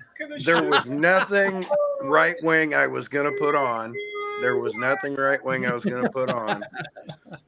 The thing is, the judge, Matilda is the main judge, but the judges are the viewers. Yeah. I mean, if I'd have pulled out that Judge magazine, I would have cleaned a few clocks. I could have done Mr. Universe and Miss World, Kyle, but I chose not to. Kyle, it doesn't work like that. I've pulled out Punch, magazines. Yeah. And I score a 4. What's that? That hasn't got speech bubbles with Superman. Tits win every time. But I like Reagan's Raiders is a real funny book that pokes fun at Ronald Reagan, and I was like, I don't even want to touch it. I don't even want to dig it out. I don't even want to touch it. I hate right wingers. There was Gaddafi Duck, which was a Gaddafi knockoff of Gaddafi Duck. Yeah, and I didn't dig out my Saddam Hussein book. I had a Saddam Hussein book. I didn't want to. And who? Most of those were put out by Saul Brodsky's son. Yeah. Yeah, which Saul was one of the first people in the Marvel bullpen, and I tried not to be political on that show because I'm fuming over all these fuckers right now. Who doesn't? That's what I'm saying, Kyle. Is that in round 3, I decided I was going to finish last, right? So in round 3, I pulled out my Sacrificial Lamb comic that I knew I'd get no points for. It was Captain Britain with the crazy gang based on Alice in Wonderland. Matilda went, "Oh, I love Alice in Wonderland, 10." Yeah, there you go. and and it was set up against Marvel Comics #1 or something. So it's not. People, the judges, Matilda and the viewers, don't share the same values in terms of what makes an exciting comic. Well, I mean, dude would have won outright if he'd have just showed us Captain America 1. I'd have been like, you win. We all lose. You win. You win. But a Bugs Bunny would easily beat that one. If it was just Chaos is here. That's just not true. I pulled out absolute crackers, Fantastic Four. There he goes. 48. Who's this guy? Other side. Hello from Texas. No, wait. Where in Texas? Just outside of Fort Hood. Well, guess what? Welcome to San Antonio. That's a stretch. I don't drive too much anymore, but well, no, I'm not saying come on down. Well, you can come down. I would love you to come down, but I'm saying we're not that far. No, it'd take me. We're about 100 miles apart. Yeah, it'd only take me a couple hours to get there. Yeah. So you're just outside of Fort Hood. My guess is you retired there, right? I retired, but not from the Army here. Oh, okay. I left the Army. Fort Ord, California. He's a Texan, so he retired from the militia. No, I'm kidding. That was a joke. Actually, originally, I'm from the East Coast. I'm from Virginia, really. Oh, wow. Yeah. Just outside of D.C. But that's too expensive, and California is too expensive. So I moved to Texas. Hey, man. Welcome. Yeah. Apparently, he does have another name, but I just call him Collecting Chaos because it's easy to remember. KK, Collecting Chaos, James. You can call me James if you want. Yeah, James, that was it. As just long make as sure it's nobody not has the third K, mate. Yeah, exactly. But we're you fine. doesn't have to call me Johnson, right? Yeah. No. As long We as just it's call not you late for Junior. supper, we're good. You bought any comics, new comics recently, James? I don't know. Is this recent? I don't know. That Well, counts. I'll put you on the screen. Hold on a second. Let's get Full the screen up. Yeah, I'm trying to. It's being annoying. Oh, The come camera on. likes Kyle too much. Look at well, Kyle's so pretty. There you go. Is that the oh, that's the original. Wow. It's a nice one. Yeah, but What it you got? does have a tape pull here, but that's okay. I paid like $15 for it. I'm Oh, happy. that's a good price. Yeah, I got it off eBay. What? Yeah, I think I was the only one. And then I got this, but I'm gonna have to crack it because I don't like Nice. sandwiches. Although they do make good sandwich. Is that Kanjar Row? Is that Kanjar Row on that? Yes, it is. Yeah. You've never understood. That must be one where it crossed over with JLA that month, didn't it? I think. Yeah, Purposes. he did. So like, And then I had this one on. I had this one out. This isn't something new, but I had this out so I could do a thumbnail on a video I posted. Oh yeah. This is the first Losers. horses with the losers in it. Yeah. Losers. Not, I don't not- know. No, I was going to Was say. that before the Kirby run? yes. Okay, I I didn't realize. I nearly said in the comments, actually, James, that when you did that video earlier on, it was great, like history in that. If you'd shown a few comics at the same time, it would have been even better, actually. Yeah, that's true. Yeah. But I was too lazy to go dig them out. Yeah. 20,000 comics. I didn't feel like digging through them. Yeah. Do you do shows here in And Texas? I took this one out of my cold press today. Ah. Oh wow! Oh, nice. Do you do shows here in Texas? What's that? Do you do shows, comic shows here in Texas? No, You look real familiar to me. I feel like we've met in person, but it you might might just have. I used to do shows in California. I've done them in I might have. 70s. I used to do shows. Did you used to do San Diego shows? No, I did WonderCon Oh, okay, okay. when it was up in Anaheim. Anaheim. Yeah, You used to have a shop as well, didn't you? when it was up north, because I lived outside of San Jose. So Oh, okay, I got you. Before it moved. Did you not have a shop as well at one point, James? and then I picked up a couple of classics, Illustrated Juniors. Cool. Just a couple. Just Show us that cover again, James. the full please. run. Can you This show us That's that looks an awful lot like the Disney version in some respects. Yeah, it does. It's not, of course. That's but- pretty much the full run, isn't it? 501 through 530. wow. No, Classes Illustrated went 501 to 577, 77. Damn. and I have 72 I thought it went to comics here, but 530. I've got doubles, triples, quadruples of some of them. So Right. Yeah. I don't know. Every time I see that, like Kanjo Row, I think of the bet that Gardner Fox and Yeah. Oh God. Okay. I What keep wanting to character say would be most Carmine popular? Infantino. God. Tell us that story, Kyle. I don't know that story. Is that the one The about bet which that- character was the most popular? they were great. The bet that Gardner Fox made with Julie Schwartz on who would be a bigger Yeah. space person between Was it Tommy Tomorrow or something like that? between Adam Strange and the bigger one, who again Not Tommy my brain- Tomorrow. No, Uh, no. Space Cabbie. Captain Comet. Adam Strange and Commandy. Taylor Swift. No, it's Captain another. Comet. It's another sci-fi character. it's another Yeah. space-based one. Stupid. It's from But Space Ranger. but Is it Space Ranger yeah, Space Ranger and and Adam Strange. and Strange? Talking to Strange. Yeah, Oh crap! I can't get Paolo in there because I've got 6 people already. Bugger! I have to wait till someone We'll have to wait till someone else bows out. Sorry, Julie Kal-El. Schwartz. Julie Schwartz made a bet that Adam Strange I would can be put bigger. 9 on mine. Yeah, Julie- I did have a. I did have. No, I can't add up to 10 because I haven't got the blinking full package. You have to pay for it. I stopped paying for it because I Palo, Gray has not got the full package, which we've been aware of for some Well, time. I used to, but I stopped. Yeah, Yeah, it's age. not It's the whole age. that does package, it. if you see what I mean. The other things I Hold picked on. up in my collection are, I mean, I couldn't resist that. Well, I'm gonna upgrade Yeah. now. An Electra Barbie, Wow, that's cool. and she's coming back in Deadpool. Oh, is she? Yeah. Oh, I like that. Oh, I had that one and I sold it.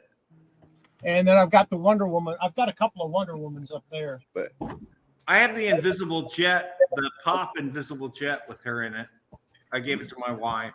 But the backstory to the Julie Schwartz Gardner Fox thing is they said Julie Schwartz said Space Ranger would be bigger, or Adam Strange would be bigger than Space Ranger, And he was right. and Julie Schwartz ran the company. Oh, where is he? I just So- paid for.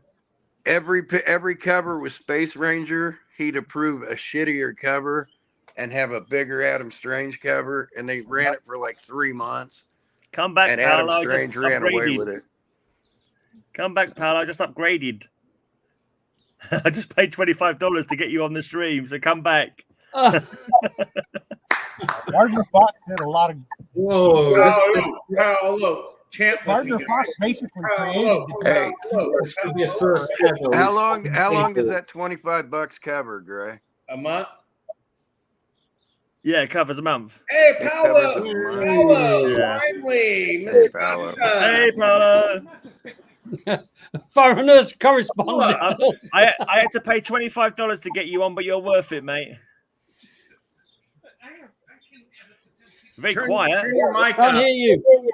Turn your volume up. On my basic package, I can add up you're to 10 good now. people.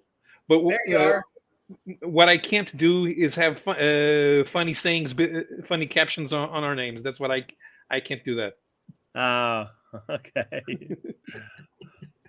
How you been? You bought anything interesting lately? Been anywhere cool? No, I'm unemployed, and I still haven't read the stuff that I bought in October in the Amadora Comics Festival in Portugal.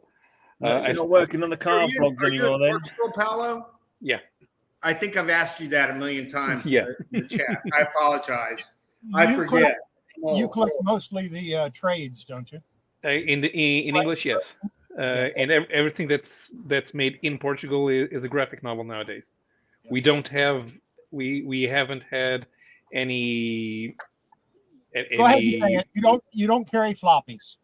Yeah, no. We don't have floppies made in Portugal. The shops do have floppies, but I stopped buying them.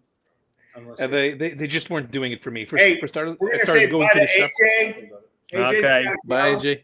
Bye. Bye, AJ. I'll walk him out and I'll be right back. Can you dance out, AJ, please? No. Do some somersaults. I might surprise them and show up one day. Yeah. I was only going to the shop once every 3 months, and so there was no point in reading stuff in floppy.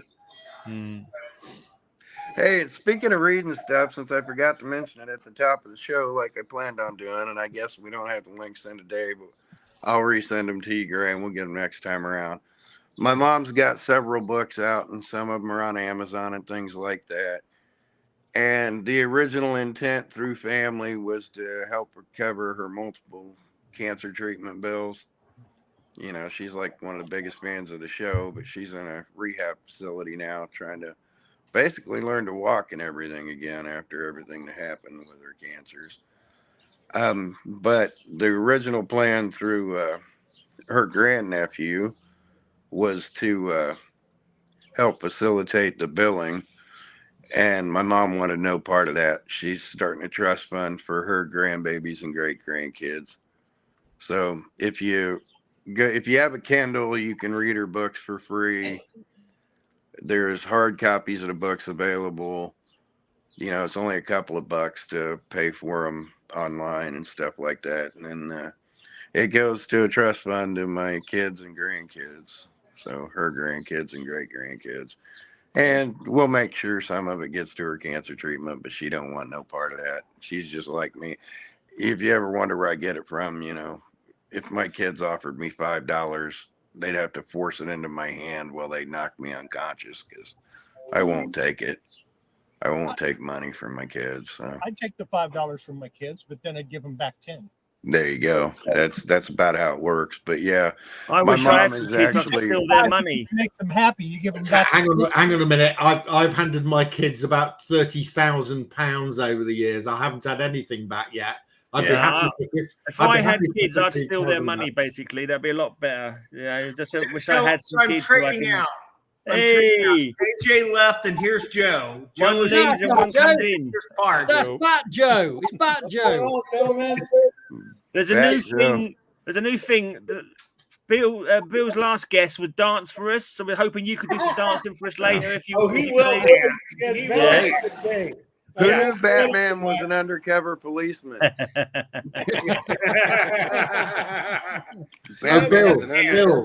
Bill, that was good tag team tactics. Oh, it just worked out that way. I go, whose car? I go, wait, that's Joe's car. And I saw him sitting, and he was trying to get a hold of his pharmacy. And I go, Joe, come on in. They'll think that you and AJ are the same guy. You just said Shazam and turned into someone else. So here he is.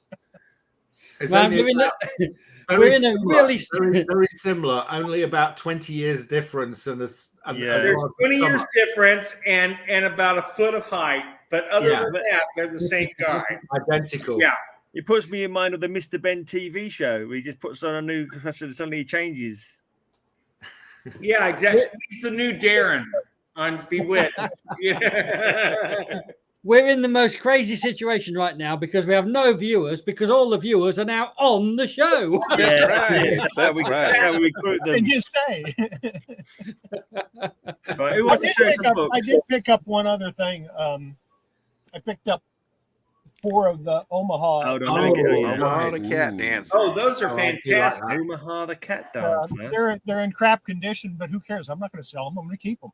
Yeah. Oh, well, the artwork, Reed Waller was fantastic on that series. James, he was great. I have to agree with you. Paolo, you don't have anything to show? No, I'm at my parents' house. My house is undergoing renovation. Oh, I'm sorry. Okay. Yeah, so I don't have my comics. Your dad's comics. No, I'm kidding. My dad hates comics. Oh, no. Funny thing, I've had a lot of people say, "Oh, I started collecting comics when I was 12, 13." My parents have been trying unsuccessfully to get me to stop reading comics since I was 10. Oh, man. Mine did too, but they died. So poor. I mean, not because of me. This is no place to admit it now, Bill. You should have kept that quiet, mate. Well, what I said to somebody one day was, I was with both my parents when they died, and the person looked mortified. And I didn't have anything to do with it. I just happened to be there. You just happened to cut the brake lines. Yeah, I just and the oxygen. But no, I'm kidding, folks. Please don't think I'm a serial killer. Because I have a cop right here to arrest me if I was. No, Batman, no. Yeah. He's I have something to show you. Mr. Gordon in one person. Yeah. Have you turned him into your alibi? Right now, Bill, checking up the details of your parents' death. Oh my God, I don't think it's there. My mom died of emphysema, and my dad died of lung cancer. So cigarettes killed my parents, not me. But sadly, not sadly that I didn't kill him. I mean, I need to watch myself on this show, man. Yeah, I think Carlos said he's got something to show us. I can show that as well. But then we learned the truth about Bill's murderous ways, and we couldn't let that lie. Hold on. No, let me share a screen. So, okay. So what I do on Graphic Man's channel, instead of showing my comics, I talk about comics in foreign lands, mostly France. So I thought you guys would get a kick out of this. It was Fantax. Yeah, you guys never heard of this? No, I'm pretty sure there was a range of women's feminine products called Fantax back in the 90s. That's Tampax. Okay, sorry. Yeah, this came out in the late 40s in France. Costume obviously copied off Our Man, and this comic was big. was The banned. Spectre maybe too. Yeah, almost. Oops, there goes my internet. Yeah. Okay, so My favorite this superhero comic group was was almost the banned. Fantax Four. That's great. This was banned by the French Comics Code Authority, What? which predates the U.S. Comics Code Authority by 5 years. Probably where they got the idea and from. here's the thing, you know how Gaines in his deposition with the House of Un-American Activities, he said that it would have been in bad taste to show the neck of the beheaded woman to show it dripping blood. That would be bad taste. Well, in this comic, it's there. It exists. The Fantax cuts off the head of an Algerian terrorist, and you can see the bloody stump even in black and white. It's Nice. Yeah. And yet, a I little love more the than 100 colors. years prior to that, they were beheading people in the In In Algeria. France. town. Yeah. They were beheading people. A public spectacle. You behead somebody. You know, Yeah. the last beheading in France was actually 1977. The last Yeah. drop was Yeah. 77. Don't screw with their cake, man. Yeah. Don't Add a few- let Let them them eat their own cake food. farts. Fantasia. Fantasia. This was an anthology. The character is called Black Boy, and he's Fantax's son. Okay. Character's Black Boy. That's his name. That's why he has the BB in there. Yeah. Oh, okay. They did away with the superhero motive because it was the 1950s. So these comics were different from the French albums. They were 100 or so pages digest anthologies, black and white. A lot of them were made by Italian artists because they were cheaper, and and after 1949, they were always getting into trouble with the French Comics Code Authority, which was an unholy alliance of the French Catholic Church and the French Communist Party. Wow, that's a weird. They're lucky they got anything published at all. Yeah, but there were quite a few digestized formats actually. And yet, French postcards remain the rage here in the States. Yeah. In the Let me underground. see another one that you may like. This is Marco Polo's one. Oh, okay. Superboy, the French Superboy. Wow. Superboy. I don't know. Yeah, I think the- they're making fun of Right. crippling I love it. diseases is bad. Why would they have a Marco Polio? no. Marco Polo. But they started the Superboy magazine in 1940. Or Marco Ralph Lorenz Polo. Wait, what? Yeah, That's great. Well, look at those colors, guys, and Yeah. look at those cars. They're so well drawn. but the Mercury. Oh my. this started in 1940, but the character only begins in issue number 112. Before this, there was no Superboy character. The magazine was just called Superboy. That's amazing. I never knew that. Yeah, the artist was fascinating. the artist on this was called Felix Molinari.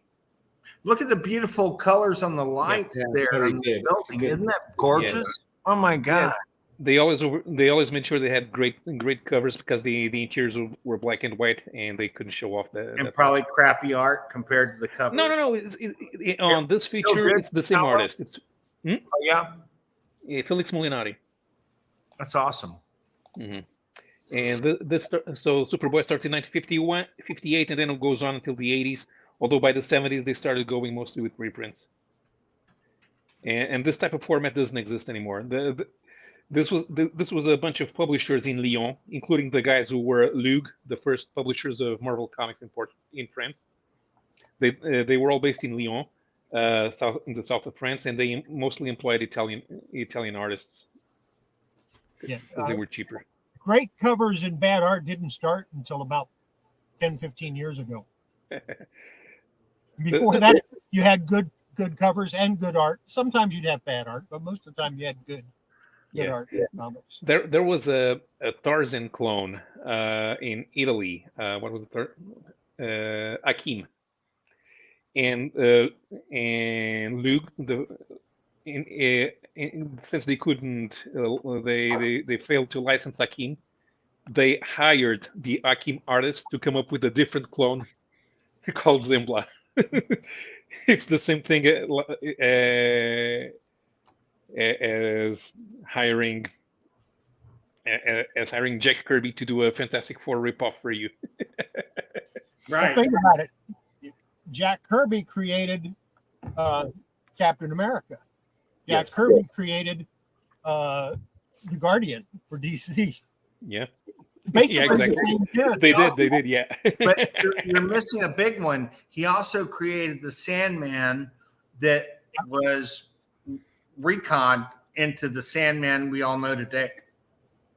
Oh, yeah. I'm going to show some more of these because they were great. Silver Age Sandman or bronze, wasn't it? I'm not too sure. No, yeah, it was bronze. I have a copy here if you want me to go get it. I have it on the wall. Let me go get it. Just so I have One with the orange suit. I wouldn't mind getting rid of that at some point, but if I see it. I might have one here. Somewhere. This one was different. This was Atom Kid. I've got in here. That's cool. Yeah. Paolo, can I ask a question? So I travel quite a lot. So I've been to France, Spain. We plan to come down. We got very close to Portugal. And I always look for comic shops. And when I go to comic shops in these countries, they don't sell back issues, or virtually none of them sell back issues. They're just selling manga, trade paperbacks, and recent issues. And it's very, very difficult to find back issues. Why is that? Is that the same in Portugal, or? Yeah, because it was only in the late 80s that American that comic shops arrived in Portugal. And they were created to import new comics in American English. Comics. American comics. from other places. In fact, until about 2010, it was not normal for Portuguese comic shops to carry Portuguese comics. Yeah. Okay. Sounds right. Because you could buy them in bookstores, so there was no need for them to be there. Or newsstands. In newsstands when we had them. The last time we had comics on the newsstands was 6 years ago, I guess. When holy crap! When the Disney publisher went out of business. They also published Top Gear magazine.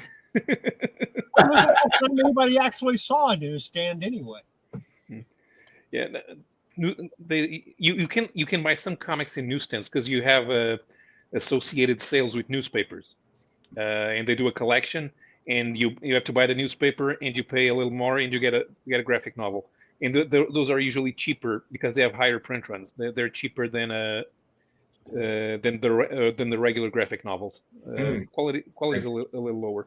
Right now, they're doing a series of literary adaptations of important Portuguese novelists. Kind of like what Gilberton did with Classics Illustrated then. Yeah, exactly, James. There are a lot of literary adaptations coming out of France right now. And I've been buying. I bought the first two Georges Best books, adapting Dracula and Frankenstein, and by the end of the year, it's already come out in France. So, but by the end of the year, we're going to have a Portuguese edition of the Hunchback of Notre Dame. Georges Best is an amazing artist. He does a painting on film and in black and white. Oh wow! Yeah.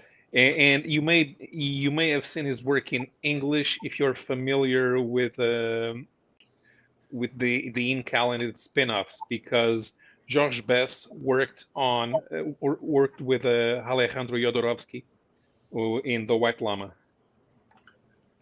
Sorry, what's the artist's name? George, how do you spell his surname?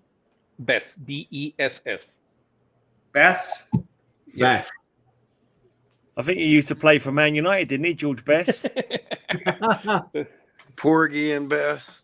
No, he was actually on the Cowboys over here in the U.S. I'm kidding. How about Kansas City? How about them Cowboys? Were these sci-fi European sci-fi books? Were they all originals? There was no like reprint of American ones or nothing like that. There are a few, and you'll notice because they have the DC characters on them. It was the R.D. Artima used to be the publisher for the DC science fiction and horror stuff back in France back in the 60s. You got your ashes? So James, that Joe Jusko standee right there behind you, is that a poster? Is that a Vampirella standee? What is that? It's a poster. Just the Jusko poster? Yeah. Hey, how many Vampirella fans have this? How many issues was that? Is that This the is the movie. That. This is the movie. Oh, okay. What? When was that? Supposed to be the worst movie ever, wasn't it? Yeah. It was in the What rock star played the bad guy, James Blood? Was it one of the Who? No, Roger Yep. Daltrey? something like that. Yep, it was Roger Daltrey. I don't remember a movie. Yeah, it Yep. was a movie. I remember it. I've never they seen it, talked but about it, but I never got it. Never saw it. It's great and it's awful. So good it's bad? It's so bad Both. it's good? I mean, It's great and it's awful. I don't know any other way to describe it. Kind of like a lot of the movies from the late '80s, early '90s. did you get Yeah, some? there's a new Sasquatch movie coming out that's supposed to be so great it's awful, like Cocaine Bear.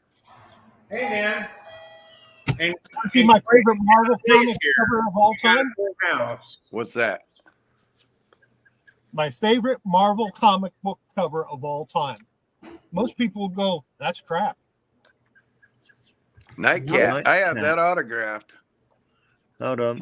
It's just my favorite Marvel cover. Fair enough. Who drew that, James? That's another Jusko. Yeah, Is that Jusko? Yeah. sure is. It's all about the Jusko today. Yep, I have that autographed by the model. I don't think Clay has made an appearance yet, but Clay is one of my best friends, and he's the guy I got to work with Hello. here at the store. Hello, Clay. He Oh, doesn't wait a minute. look Texan at all, does Not he? at all. No, I don't. That's what you're supposed to say. Congratulations on your Hey. patience, Clay. I have no patience. Bill has what? I No, didn't hear. congratulations on your patience to be able to I've put known up with Bill Bill for for so long. 10 Well, years. welcome to 10 years now. Bill's global conversion group. We're trying to convert him back to being normal, but Oh well, I gave up on that years ago. I know you. Yeah. We won't go into that right now. I convince anybody to be normal with what's behind me. No. Yeah. Oh yeah. Well, I mean, He's does this I've got is big this little at books back all? there. I've got dolls back there. Thank I've got posters back there. Yeah. but that's, Hey, that's normal for all of That's us. normal. Yeah. he's at Fort Hood. okay. So he's a cool. Texan. We got another Texan on here. He's not Texan. He's from Virginia, but He's not a Texan then. we accept him. He's a And- transfer. Let's just put it that way. And as far as the Cowboys go, I quit watching football. I know that's sacrilege here in Texas, but hey, the very first football game I ever watched was a Redskins game sitting on my dad's knee and with him explaining the game to me. Wow. And they changed the name from the Redskins, Hold on. whatever the heck it is. now. Washington football. So I quit Commanders. watching football. If he described you the rules of American football in full, shouldn't you still be sitting on his knee now on like rule number 6,025,000,000 or something? Well, he just gave me a, American football is easy. American football is easy. They take a ball that's not shaped like a ball at all. They Yeah. put back it in in the their early hand, they 60s, throw it to somebody else who catches it in their hands and runs it. It's across. hand egg. We call it hand egg in Yeah, the hand UK. egg. They kick it, Hand and egg. special rules for that. So No, you know what's even worse? For Get some it. reason, Americans think that soccer is more boring than American football. I can Yeah. take a nap during several naps. You're right, but that's Yeah. not It's Besides, like the only real I'd rather watch football than football. real American sport starts this weekend. It's the Daytona 500. okay. Yeah. Oh, the only oh, sport involving ball that's more exciting than soccer. Kyle lives. Kyle, of course, lives in Rugby's more exciting than Rugby. soccer. Okay. Kyle So lives in American car football, race to me, capital USA. for I me, know, I've American football is one guy bends over and everyone else bends over to look at his ass and sees what he brings past his nuts, and then they all rush at each other for a really aggressive cuddle. That's what American football is to me. It's a series. It's a series of cuddles. Like, you know, it's just Big I don't burly know. men cuddling Great over the guy. ground. You got Yeah. the same game. It's like, how far can I get for this cuddle? If I can get to 10 yards before I have a cuddle, I'll be, I don't know, get a prize or something. I don't know. This guy was trying to avoid being cuddled. Oh, And is that what it is? In the Super Bowl broadcast, do you know which person received more airtime on TV? Taylor Swift. Exactly. Yeah, she got more coverage than any of the players. You know, What did she do? I know I kept hearing that. Did she do She anything sings. controversial? Yeah, she sat in the audience and reacted. Yeah, but Every time they went to her and showed her Yeah, reaction. she's the new Oh. Britney Spears. if you look at my if you look at my posts, I posted the what do you call what's the football game that everybody Super Bowl? the video game, the Madden. Madden 25. I put out a cover that has her on the cover of, so Well, it's all funny. you need to say about that is 173 million people watched it, and about However, 70 Bill- million were because of her. Nobody sees your posts. Was there a Deadpool trailer or something? They kept talking about a Deadpool trailer, and she might have been in it or something like that. Did no, that there happen? It wasn't in it. They didn't It was a tease her teaser. in it, but they did tease a few other things in there. Shogun was good. Yeah, I like the comment. She's the new Britney Spears. Well, I didn't like Britney Spears either. No, it's Yeah. No, I know that's not a go-to. Now, if you said the new Nancy Sinatra, we'd probably all be ready to have boots walk all over us. Yeah. I have heard that the whole Super Bowl was scripted by the president or something. Did anyone else hear that? The president scripted the whole Super Bowl?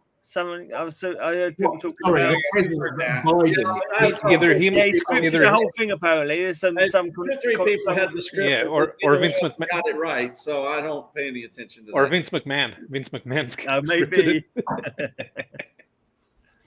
Yeah, the best part about the Super Bowl is about the first 3 or 4 minutes where you get to find out who's going to screw up the American national anthem. Right.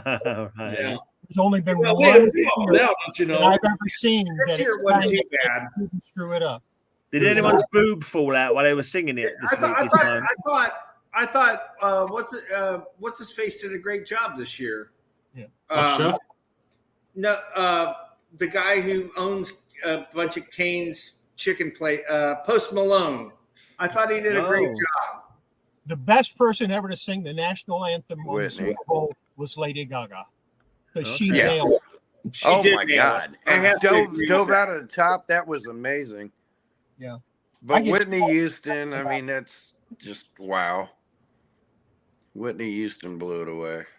Well, you know, I have to give Usher props on the show because he did a great job of in a lot of ways. I just am not a fan of his music, but I did enjoy the halftime. I don't have to love the music to enjoy the show. I mean, that's just me. You know what I did for the Super Bowl? I slept through it. I took pain medication and I slept through it. Fair enough. I woke up to take a piss. looked And at the Clay phone, doesn't and watch then- it. Don't watch it. No, it I don't was remember terrible what for I me Hey because guys, next week, can we talk about the Six Nations Rugby Championship? Sure, Yeah, why not? Sure. Yeah. is Italy finally going to beat everyone? Now, if we're going to talk sports, we got to talk ice hockey because ice hockey is. Or no, ice hockey. We're going to talk sports. We're going to talk disc golf. Okay, Well, that's disc the only golf, sport I play. disc so. golf is depressing because I can't throw that way. We should talk Speedway. I So, like Speedway. would you like to have Kevin Jones on the show? I'm pretty sure I could probably Sure. talk him into it. Why not? So, I've no idea. I who don't he think I is. could get Paul Macbeth, but Can you get? I'm a big can't you disc get golf AJ, fan. dude. I thought you had connects with AJ.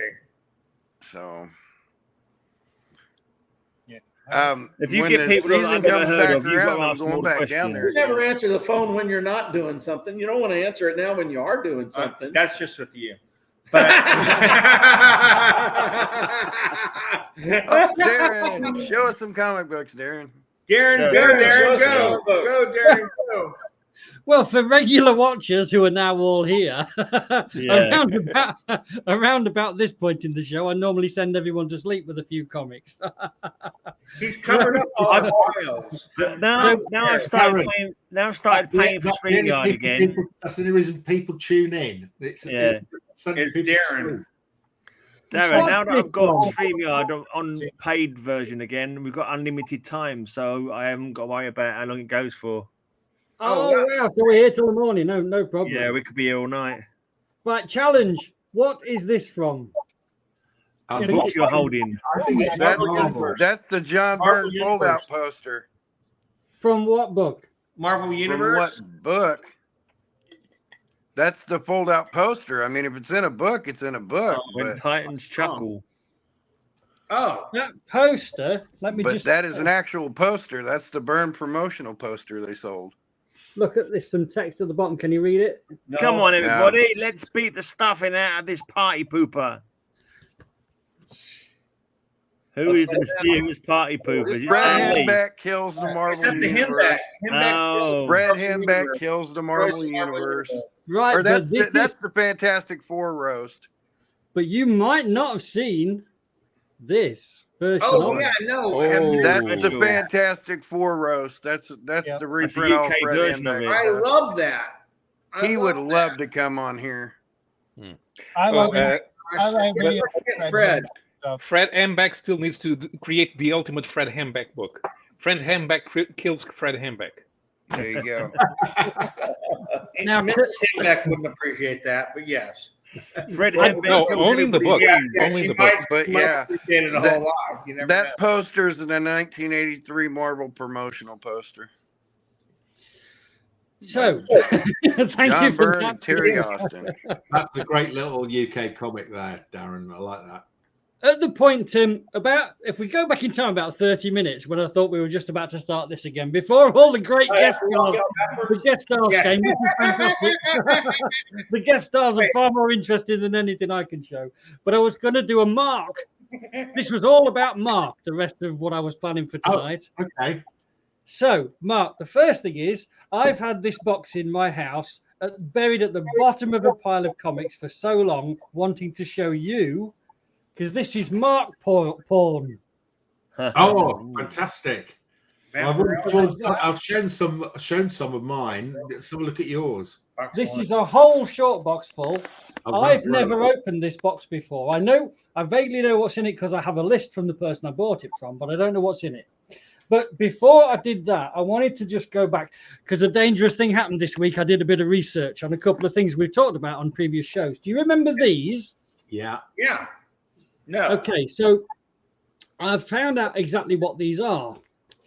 And they are a reprint of something that happened a year earlier. So Zor the Mighty was a comic that had 3 issues printed with color covers by, I think it was Century Publications. But then this other company called Superior Publishers reprinted it without the cover. So this actually is not missing a cover at all. And of the original 3 issues, not superior. they only did one of them. So this is just a one-off. It's a one-off whatever. And the same thing happened with these other ones. Dr. Mercy, Conquerors. Were they legit reprints, or did they just reprint them without asking permission? They're promotional giveaways. I'm not sure what they are, whether they're promotional giveaways or whether they're there's no price on them. Priced. Is that These on were it? Priced and sold. Is there a price on it? That's not just on. It's not a sticker. There isn't a price on it, but there are a lot of them. Like that one has a sticker too, and the stickers all of the ones I've got the same sticker on. So I think these were reprinted for sale to the public. I don't think they're giveaways. So that was a little That's bit what of I'm saying. research. Is the sticker on it? Is it a price on the book, or is it a sticker? It's a sticker that someone has stuck on. Yeah, that's a warehouse find of promotional comics. Those are Canadian promotional comics. What were they promoting? Comic I don't think books.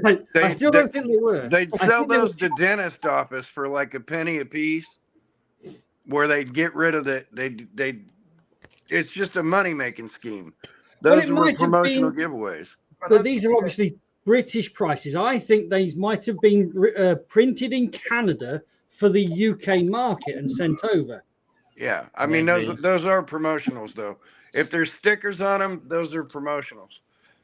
So the other, I can't quite work out how printing up a load of comics and giving them away for free works as a money making scheme.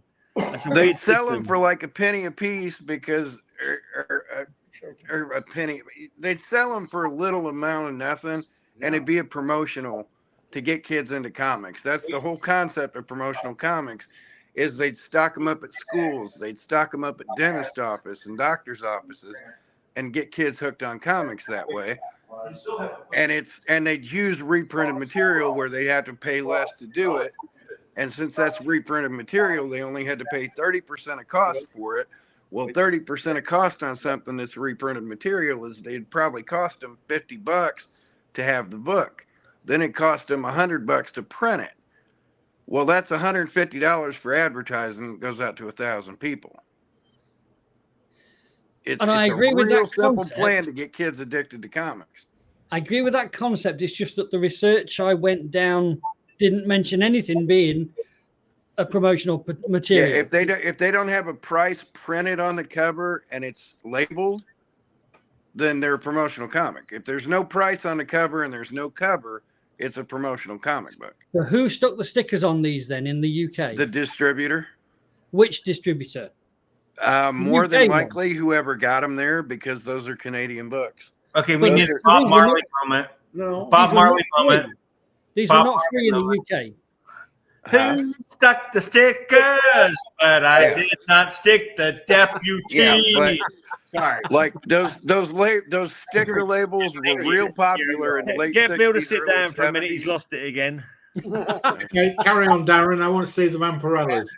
Right, okay. Well, the next bit of research, I haven't got something to show this time. But Mark, do you remember I held up an Alan Class which said on the cover 100 pages? Yeah. And you said, no, there's not 100 pages in there. No, I think you might be right about it. Did anyone? Yeah, well, what I did was I found an Alan Class blog sort of list of stuff. Yeah. And where it said on that issue 100 pages, and I searched down the list for every time it said 100 pages, and there were 49 different issues with 100 pages, which was a shock to me as well. Yeah. So that's another. that was, now the question: do you want to see Vampirella or do you want to see Alan Class? Yeah. Down class. Well, hey, before you get to that, pick up one of them promotional comics and tell me which company is advertising. Just look at the back page. Which company's advertising on a strip on them? When you say advertising, there are no adverts. Then there'd be something on the interior or something. For You mean that. Indicia? No, and there should be like a strip ad somewhere that'll say Like some Dr. shoe Pepper store or some That's what it would be here. toothpaste thing or something like that. You can find out where it came from. Okay. Whether it was from a gas station or whether that was just set to go to schools. There's so far nothing. It's only comic. Yeah, then that was just a straight giveaway. That was like a doctor's office or a school giveaway. So that couldn't have been that couldn't be a coverless copy. No. No, they're not No. coverless. Oh, I okay. have a whole box full of those things. So if you want a big history of those kind of things, like we get show too. And Roger Metarog, he's well versed at it too. But if there's no price printed on it, they were made to be given away as advertising. It's basically advertising. Advertising what? It doesn't advertise anything. Right. That particular comic book. Whatever covers it had that were taken off, it would Just be trying to advertising get that. I mean, I've got a box full of those. The You know, problem they'll is, talk about it'll mention the comic company, but even though they're reprinting, so they only paid 30% or less. the original series of this only had 3 issues, which were well done and dusted before this one was reprinted. So it wasn't advertising more than mighty. I don't know. I don't know. No, I don't know. It's just Yeah, here, I'm going to go up to my library. I'm going to show you a whole box. Oops, as I trip. Okay. So Clay is a master cosplayer and builder of. No, not master. You are. We call him Master Base. But so I want to show you this mask, and I want the first one of you that can identify the first issue this character came from. Are you ready? Oh yeah, that's gonna be hard. Dr. Doom, innit? Is it That's Fantastic Four Doom. number 4 or something? I don't know. Fantastic Four number 5. Yes. Kyle went. Isn't that great? This is a Kirby specific version, but is that not great? I love this. And it's Where's his not green 3D cloak? printed. He actually made it with his own 2 hands. Let me show you some detail. He did a great job of this. They put you on the big screen. Isn't that great? That's Yeah, cool. that is good. How does it fix? Has he got like a? Let Clay tell you. Originally, I had a balaclava on with the magnet on the inside and Oh. magnets here, and I would Cool. literally just click it and it would stay. Nice. So it's a little weighty, but yeah, and it was free, and it was one hand on and off. And I just was bored one day, so I sat down and spent 2 weeks doing it. That's cool. It's cool. And then he made a cowboy version. What? Yes, dude. Yeah. Isn't that great? Why is that a Phantom of the Opera knockoff as well? Because Hey, that's what I thought. That's what I've always said. I've always thought it's And Phantom no, of the Opera. it wasn't. But Hey, it's Deputy Doom. Phantom of the Opera. What's the D? It's not like Dudley Do Right or something like that, is it? No, it's Deputy Doom. Deputy Doom, huh? Deputy Doom. Deputy Doom, yeah, that makes sense. But he had a mashup with the Joker, which was a Joker Doom mask, and so full it's all. costume. No, that was full costume. Oh, it's full costume. Yeah. I did Joker Doom. Was it the Doctor that laughs? The Doctor who laughs. The Von Doom who laughs. The Yes. Doctor who dooms. Doom who laughs. Yeah. What was you going to say some more, Darren? Yeah, I've got loads more. Yeah. Whatever you're showing. I would What's say that? show us your Alan Class, but you might think I'm talking Cockney rhyming slang. Yeah, hold on. Let me bend over and show you my Alan Glass. So, Mark, what are these? Because I don't know what these are.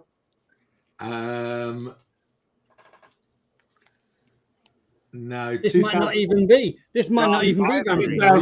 2009 is when I was out of comics. Dark Ivory. I don't know what it is. Never heard of it. Looks I've alright, never though. heard of it. Okay, so what does Grand Comics database tell us about Dark Ivory? Suppose that I can go into. Hey, These Grant, might not even be. Now that I do know about. That is from the Cry for Dawn. He's a Dawn a collector, Dawn yeah. issue. Yeah, it's a sketchbook. And I do collect those, and I haven't got that one, so you can put it on my pile. Is that an actual signature of someone, or is that on the cover? I don't know, but it's It looks like his signature.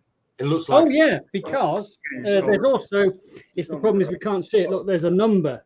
There's a number of 2,500. Yeah, you can put that on my pile. I like that one. That is Lisner. Joseph Michael. Dreams of Dawn. Are they a little bit bowed? Right, because a little bit bowed. Yeah, because they've all been stacked in those boxes. Yeah, can you put that on my pile as well? That is a Wizard half issue. You can press that, can't you, Mark? Yeah. Yeah. They're not so bad. Is that the Darkness? Yeah, Darkness. Yes. Darkness Vampirella. Darkness Vampirella. I'm waiting to see one that I don't have. That's not Vampirella? No, Yeah, is. there is a Darkness. Vampirella. Look there. There's the Darkness is the break behind that. Darkness Vampirella crossover. Oh, I got it. Just to let you know, right? This is not my work putting them in the bags and the labels. This was the collector. I bought them off. Oh, I bought 30,000 comics from him. Wow. All in near mint condition. Must be nice. All of them looked after like this, bagged and labeled. And look at how much details on the label and how neat he's writing it. Why did he sell them? Who's the Moore? The writer? Not Alan Moore, is it? Why did he sell them? I mean, because he obviously loved them.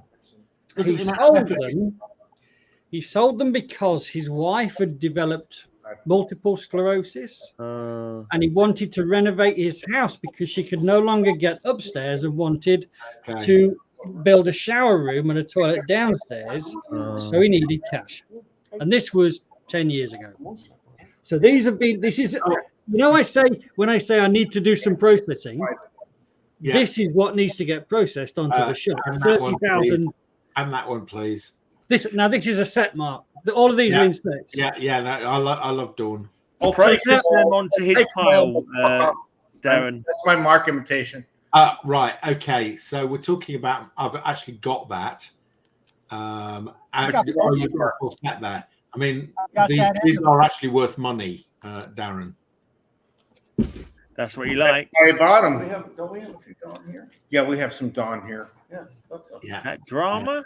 Drama, is it? Dawn one shots. Oh, there's a bunch of one shots in here. Pin-up Goddess, convention sketchbooks, 10th anniversary special, 11 or 1. Put that one on my pile as well, please. We're going to have to. When are you going to sort out money down? Because I'm going to have to sort out some serious. I know. I'm going to have to sell my house to pay for all my shit. Honest to God, I've spent the entire week, although not every second of every day, clearing my house to make way for everything on that bookcase to come out here so I can start listing it for you guys. Oh, so thank you. That listing job is now the next job for me to do. Mark, I honestly thought that this box has got your name all over it. I'm tempted not to put them in your pile and just wait for you to come here and have this box available for you to look for at the time. For you to have a heart attack on the spot. Because otherwise I'm going to put them all back in it, right? Because otherwise I'm just going to end up with more problem of half full short boxes. But since there are no women on our podcast or affiliate that ever come on, all I want to say is, isn't drama in a woman, isn't that kind of an oxymoron? Yeah. I'm sorry. I shouldn't even say that kind of stuff because it'll come back to haunt me when I run for president. This guy was a serious collector. Right? Because there's so many variants of Dawn. Yeah.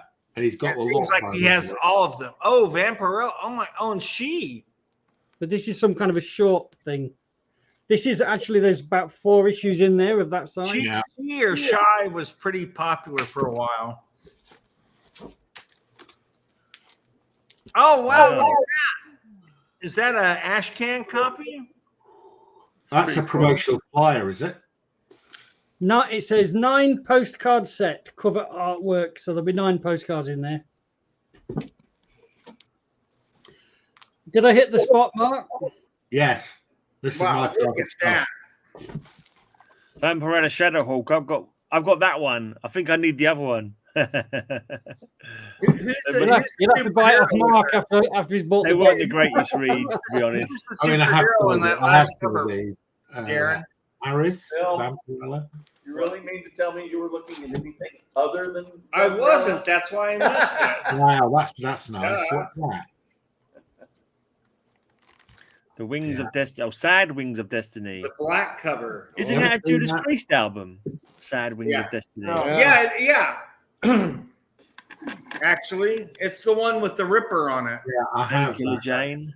Do you have the leather covers and the acetate covers? These are in here, though. Of Judas Priest. Has everything. I have no idea what you're talking about. Honestly, I know nothing about any of these comics. About Judas Priest album. I'm pretty sure that all black one you showed about 3 ago was an all leather cover. Lady Death. Do you remember when you said, "What have you got, Vampirella?" And I said, "I've got everything." You believe me now, right? Well, you haven't got everything, but you've got quite a lot. Not the old. You haven't got the warrant. He doesn't have the warrant. Vampirella comics, yeah. Remember that I bought this probably 10 years ago, and he in the collection was only everything up to 2004. He kept. That's a beautiful cover. Who drew that? I wonder. Is there a signature on that? Is that Selena? That looks like just like Selena. Oh, that's weird, dude. That's true. That looks like Selena too. What? That looks nothing like Selena. Magdalena. Page.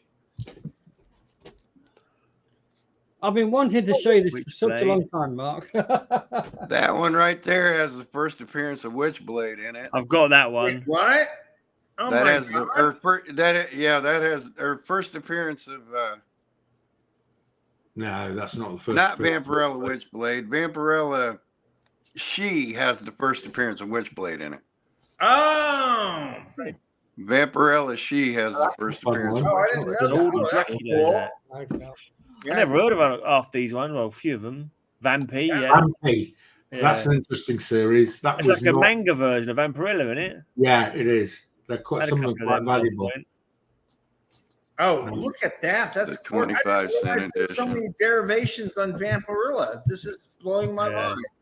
That Vampirella is hugely huge number of variation. What's that? All right, let's have a look at what James is showing for a quick second. Ah, right. Okay. Now that one Oh, is nice. worth money. Oh, look at that. The word boob window. Yeah, it's fine, but it has a stain on it. Wait. What do I see? Joe Jesco. That Joe Jusco, is it? Ah, Joe Jesco. cool. Now that one is Darren Stevens. That's worth money. Dave Stevens. Is that another Dave one? Stevens, sorry. Is that a different one you're showing now, James? Hold on a second. Oh, He's got wow. another one. Who drew that, James? Joe Jusco. There's this. Oh, wow. Go Wow. on, is there enough blood on that cover? But those, No, there's not. Are you got any more to show? Or This one That's isn't called done, a blood bank copy. but it is signed by Alex Ross, so I figured I'd show it anyway. oh, nice. Yeah. Oh. Very nice.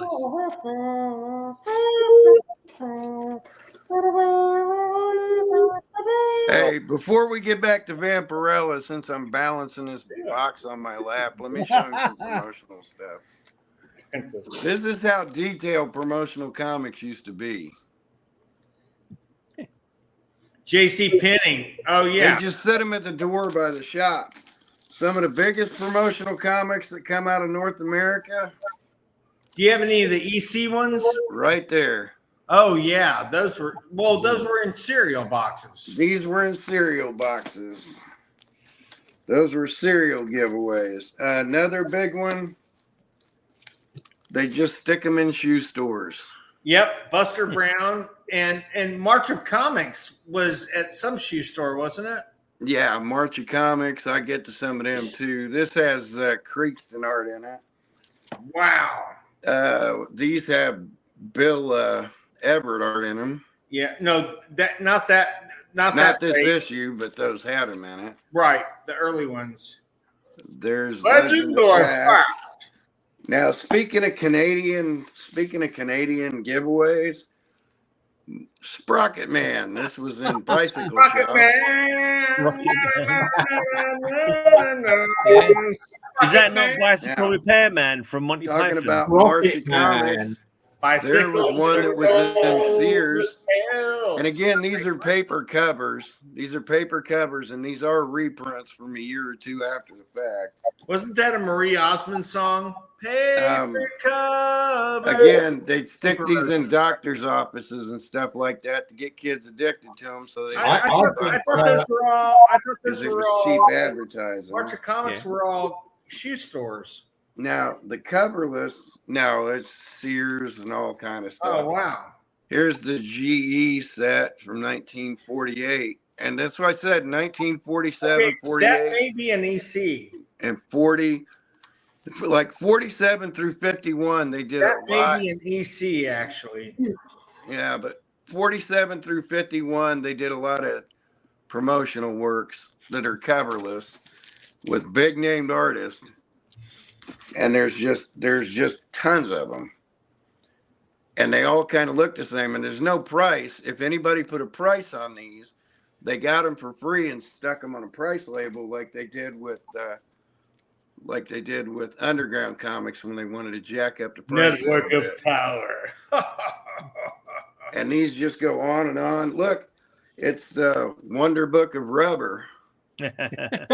Hey. They put these things in Sponsored tire by shops. Trojan. Wait, Yeah. Now there was a year or two where Classics Illustrated printed some without prices on them, but they did that because they were going to raise the price. Well, and a lot of no price ones of the Spire Christian comics, they'd send them to churches. Yeah. The no price classics illustrated, they sent to schools, and they just give them. What's that? Eat right to win. Eat right and win, and they'd put these in the doctors. These are what was in doctors' offices, and it'd be crossovers to promote that. Ready Kilowatt. Here's the first appearance of Ready Kilowatt. Ready Kilowatt. Mighty Adam is actually Astro Boy. Oh, Kilowatt. I was saying Ready Kilowatt. I thought what? Kilowatt. No. The true Kilowatt, story yeah, of that Smokey was the it. Bear. And again, they just put these in school libraries. They put them in doctors' offices and stuff like that. Smokey looks like he's just hit a body on that cover. Remember, But, only you can start forest fires. again, if they'd be this detailed, this is a regular Start. covered comic, and they just give them away. Now these are back to paper covers. Who the hell was Cliff Merrick? Special Agent. These are paper covers. They're full comics. There's no prices, and they just stick these in doctors' offices to get kids hooked on comics. So, Cheerleaders are different in Then them the days. most They're on that famous cover. one. They also handed them a pack of cigarettes when they got them. all these King feature syndicates that were multiple things. These were all just stuck in doctors' offices. Wow. No prices, stuck in doctors' Featuring offices. Quincy. You know that there are Beetle Jack Bailey stories Clark that was in no one. that comic? You know So that there are Kyle- Beetle Bailey. Wait, there. You know there are Beetle Bailey stories that no American has ever seen because they were made in Brazil. Yes. Yeah. There's a whole I bunch did of know that, those. Paolo, by the way. They stick them in newspapers for advertising. Look at that. X-Men at Texas State Fair. That was from I have that one. Dallas Morning News. Yeah, newspaper advertisements. Dallas Morning News again. So, Kyle, how did you get all these? Did you go around lots of dentist offices raiding them? No, he went to Sanger Harris. You want a weird promotional book for you Star Trek fans? How's Hello. that for a weird promotional book? Where, Yeah, I got that, through that who? in one of the price guides. I think it might have come in either fan or Yeah, this was an ad in something. might But I have, mean, this stuff just goes on for days. Like Marvel would print stuff like this, Yeah. and have them stuck in doctors' offices. Oh wait, he's not. And there's just on that one. But what I wanted to talk to you about was that very specific timeline. Was the late 40s, early 50s. I mean, the stuff was everywhere. And it would be just general stuff. Some of them, like the Oh, do you Power worry? ones Have you was making Paolo's specific. neck hurt? But these, like these right here, there's just nothing to them. They don't advertise anything. They Seen that just one already. stick them in the doctor's office. You got two of that But one. if you'd want to know where they came from, sometimes they would put, like the Buster Brown was obviously shoe stores, but like on these March of Comics that they just put I've them got to go, anywhere. guys. But every once in a while Hold on a they'd second, put he's got like one as well, Sears yeah. on there. Oh, that's a great big boy. When was that? James I has don't got one as remember. well. but yeah, that's. And then I've got this one too. These I just happen to have around here. Yeah. Yeah. But this is my Smokey buried a favorite. body. In 1977, Pizza Hut did some. Oh DC. yeah, yeah, they sure They had did. a couple Wonder Woman, some Batman, and some Superman. Yeah. School of College and Services, the American Railroad Association for that School one. of College. Or that's who an paid for it. oxymoron. That's School who of paid College. to have that put out. So it wouldn't actually cost the printer anything, or they'd make some kind of deal where for the advertising, the comic company would put it out and they'd make So- their money other ways, you know, So that came out of the published by taxpayers. B.F. Goodrich, but these wouldn't be just in, well, I mean, American comics started out, I've shown them 100 times. The Gulf Bunnies Weekly and Standard Oil Comics, that was what started DC Comics, was they started folding down newspaper strips to smaller sizes to give them away at gas stations for kids to have for road trips with families. And the whole idea of promotional comics was it's called the Gaines-Donenfeld experiment, where Bill Gaines and Harry Donenfeld, who basically founded DC Comics. It was Max Gaines at that point. Yeah, they basically founded DC Comics. Would but they extended this even into our lifetimes in the sense that Gulf I mean, stations- there's just the Gulf stations, which are gas stations over here. They would carry the and that's just full of them. Disney magazine. But the You first got of this free with the stuff, fill up. And which they I have had right those. here. Yeah, they were wonderful. Yeah. It's hard when you both talk at the same time. I have the birth of it right here. Right. Here's something you don't see every day. A file copy Yeah. Oh, it's Gulf. Yeah. Oh, it's awesome. from July of 1934. Wow, dude, look at that stuff. The That's uncovered beautiful. wagon. And then they'd throw an ad on the back and they'd give these things away. Now, what they did with these is eventually folded them in half, put a cover around them, and put a 10-cent price on them. But this was an experiment where they'd print 100,000 of them and see if they got picked up. What was They the ad? did. They put 10 cents on them. They sold them. This became DC Comics. What I'm holding in my hand became DC Comics. I never knew that. Wow. And the first one that they put a cover on and put the 10-cent price tag on was Famous Funnies #1. Exactly. In 1935, yeah. Yeah. And this is all the same people that did it. Bill Gaines had his hands on these. The guy that Max created Gaines. DC Comics. Max. And there's Goopy McVitie, Standard Oil Comics. This is how this is the birth of the comic book. Wow. They just folded these 8, and they did their 8-pagers. They stole the idea from Britain. That's weird. They stole the idea from Great Britain from the 8-pagers, like the Funny Weekly that started in 1914 with Charlie Chaplin and stuff. They stole the idea of the 8-pager, turned them into 10-pagers. I mean, that's basically all these are 10-page or 8-pagers from British history. But they stole the idea, shrank down the comic strips because comic strips are huge. Those are a bit like the Wednesday comics that Nevs showed earlier on. You know, but I mean, here's exactly. Here's Popeye done by Seagar before he died in the 30s. So I don't know. This is in my mark to give to Mark Wild. Comic. Huh? The first actual quarterfold comic was Yellow Kid in like 1897 or something. Nope. Yeah. Nope. Nope. Nope. I have books in my possession to prove that theory wrong.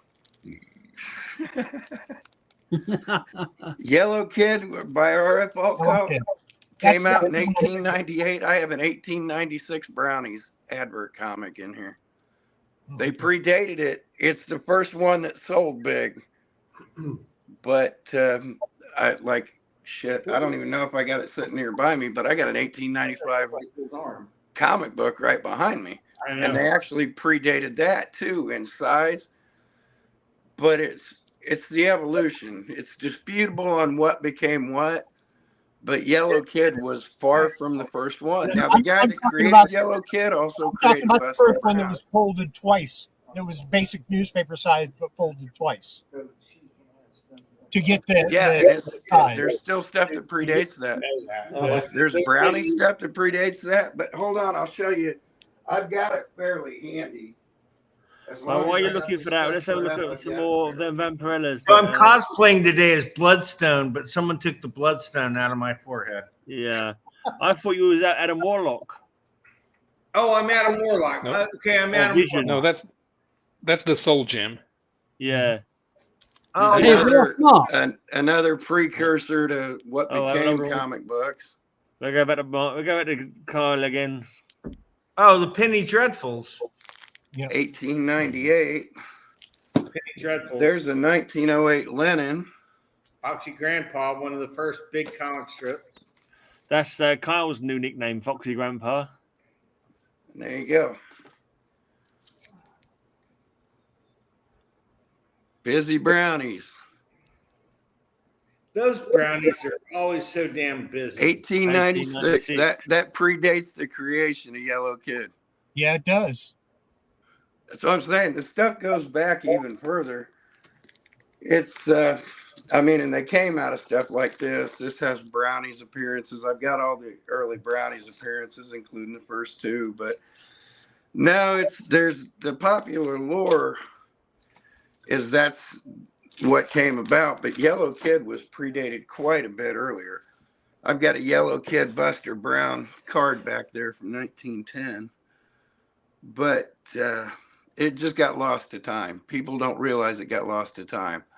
Like they'll think Obadiah Oldbuck is the oldest comic, but Mark, Mark dropped out. I just realized Mark's gone. I didn't see him go.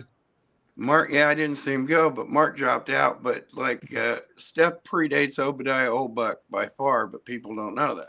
So, folks, I'm going to have to drop out because I have to get some work done. But great, Kal-El, great to have you, James. Nice to know there's another Texan on board. I didn't think you did work, Bill. You never know. I might show up here one day. Come on, hanging out with your mates.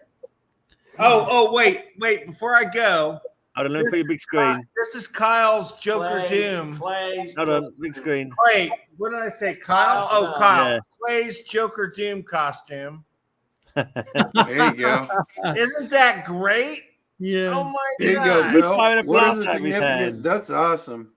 What are the significance to these two books? I can't see the One more face time. mask. Yeah, the mask is fuzzing out. Yeah, it's not coming out very well. What's the Joker element then? I can only see that kind of doom. What's Joker's in the mask. And I don't know. In the purple. Here, put it bigger. Oh yeah, I suppose Purple purple and is green. mixed, Yeah, rather yeah, than the green. Yeah. It's just not. It's washing out. It's in not the, registering. Let's It's see. washing out in the camera. Oh, there you That- go. that's Yeah, got there it. you go. That's Yeah, got yeah. Isn't that great? It's terrific. It was one of the best mashups I've ever seen. Hey, Bill, what's the significance of these two comics? Show me big screen. Though I don't know. Whitman, the first Whitman comics, From when? 1922. Wow. Whitman predates DC by 12 years, by 13 years. Well, I It knew predates that. Marvel by almost 15. Okay, so fellows, I will see y'all next week. See you later, Love mate. you all. Have a great week. See you later, Bill. See you, Bill. Darren. I'll call you soon. Mark. Oh, Mark's gone. Okay. Well, great meeting everybody I didn't know before, and have a great week, guys. We'll see y'all soon. See you Cheers, later. Bill. Cheers. Yeah. See you, Bill. So the cool thing about that little interlude about promotional comics and stuff is that I've got an answer to the question. I didn't mention what the actual question was, why I started to do the research, but on the first show when I showed those, we were unsure as to whether they should have had a cover which had been lost or whether they were printed without a cover. Now we know the answer. They were printed without the cover because the one with the cover was done by a year before by a different company. So that's great. We've absolutely nailed the hell out of that subject. So, what would you guys like to see? Do you want to see more Vampirella? Do you want to see some Alan Class? Or do you want to see some random Marvel annuals? Alan Class would be nice. Alan Class is still alive, isn't he? I don't know. James, what do you want to see? Oh, I don't care. Comic books. Okay, this again. Mark was the guy. I've got them. I can get these Vampirella when Mark's on next week, but we'll search some. I do have a weird request for you, Darren, but you probably would have to go look for it. Yeah. Could you find a copy of Tiger with Skid Solo on the cover? Tiger with who on the cover? Skid Solo. Kid Solo. Skid Solo. Kit.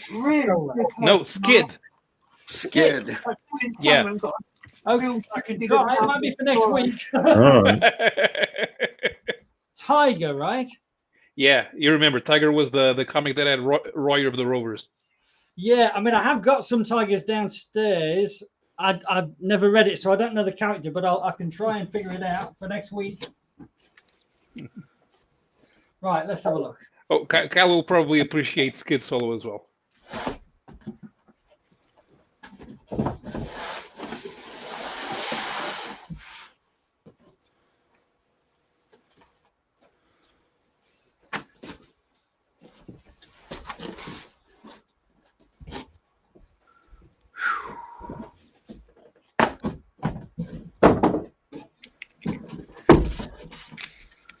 Right, nearly there.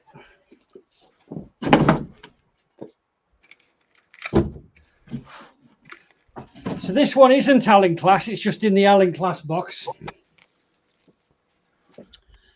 That's a Miller, I think. Yeah. Oh, Gray isn't here to put you on. As Gray legged it, but on the back is an advert for Spellbound as well, so that's nice. Another good one. But very, very low grade. This is what's this? So these were some reprints that we'd seen in other weeks, but they reprint some cool comics. Mm-hmm. And they're like really nice and Turn my stove off. nice and white inside. But just these have got to be great reference for whoever wants them, you know.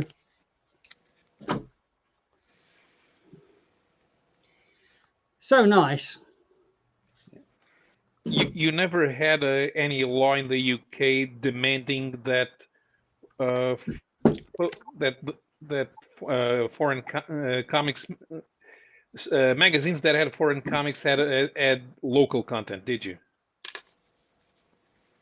Because the French did, the Spaniards did, the Italians did, which usually meant they did original covers or they traced over a US cover. But at least it was made by a local artist. I'm with you. No, I don't know.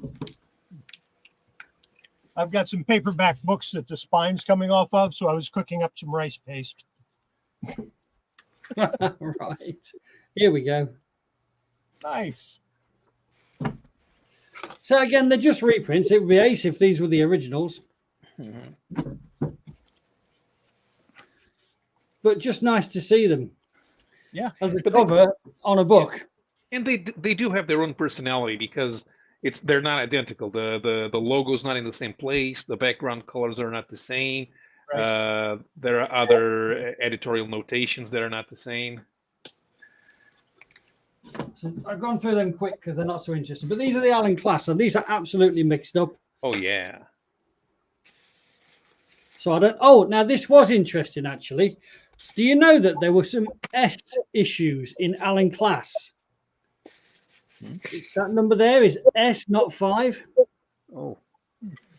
Now I don't know what the S means, but I'm wondering if it means special issue. I just don't know. Would Ken Worthing know? He probably would know. In fact, most people in the Allen class group on Facebook would probably know the answer. But they'll know that there are S issues, but the question is, what does S actually mean? Because there's only about 2 or 3 S issues in each different title. Even when there's like 250 issues in a title, there's only a couple of S issues. And I don't know if the S is a reprint of that issue number or not, but this is a cool one. It's a Marvel that one. last one you showed, I got the original of that. It's an American's ACG, is it? Whatever. Is American it comic really? groups. Yeah, that's about the only American comic groups I've got. And that's on. Mark will be mad that he's missing this. My definition of ACG is where the Marvel artists produce DC artwork. That's not Allen class. Oh. Justice trusts the guilty. Actually, hold on. That feels. Oh, it's a British edition. Yeah, it didn't feel anything like as old. So that's a British edition of it. Look. There. There's only been like one artist that didn't work for both companies. And eventually, even he did some work for DC. And that's John Buscema. For the majority of his career, he never did anything for DC Comics. You know that the last Gil Kane comic, is also. Yeah, he finished that one. He did one with Stan Lee, where one of the Stan Lee Just comics. Yeah, He the, did the that, Superman. and he The worked Superman. on the Superman Spider-Man. Mhm. And that was there was only like 4 of them that he worked on. But he did a lot of stuff for Dell. He did a lot of 4-color stuff for Dell. An Indian smashing up a helicopter, is that a toy? With men falling out of it, so that must be some giant Indian. Definitely.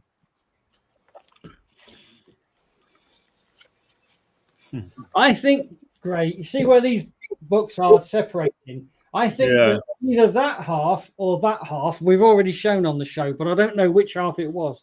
Right. Yeah, see, I have about a half a dozen of the ACG Secrets of the Unknown.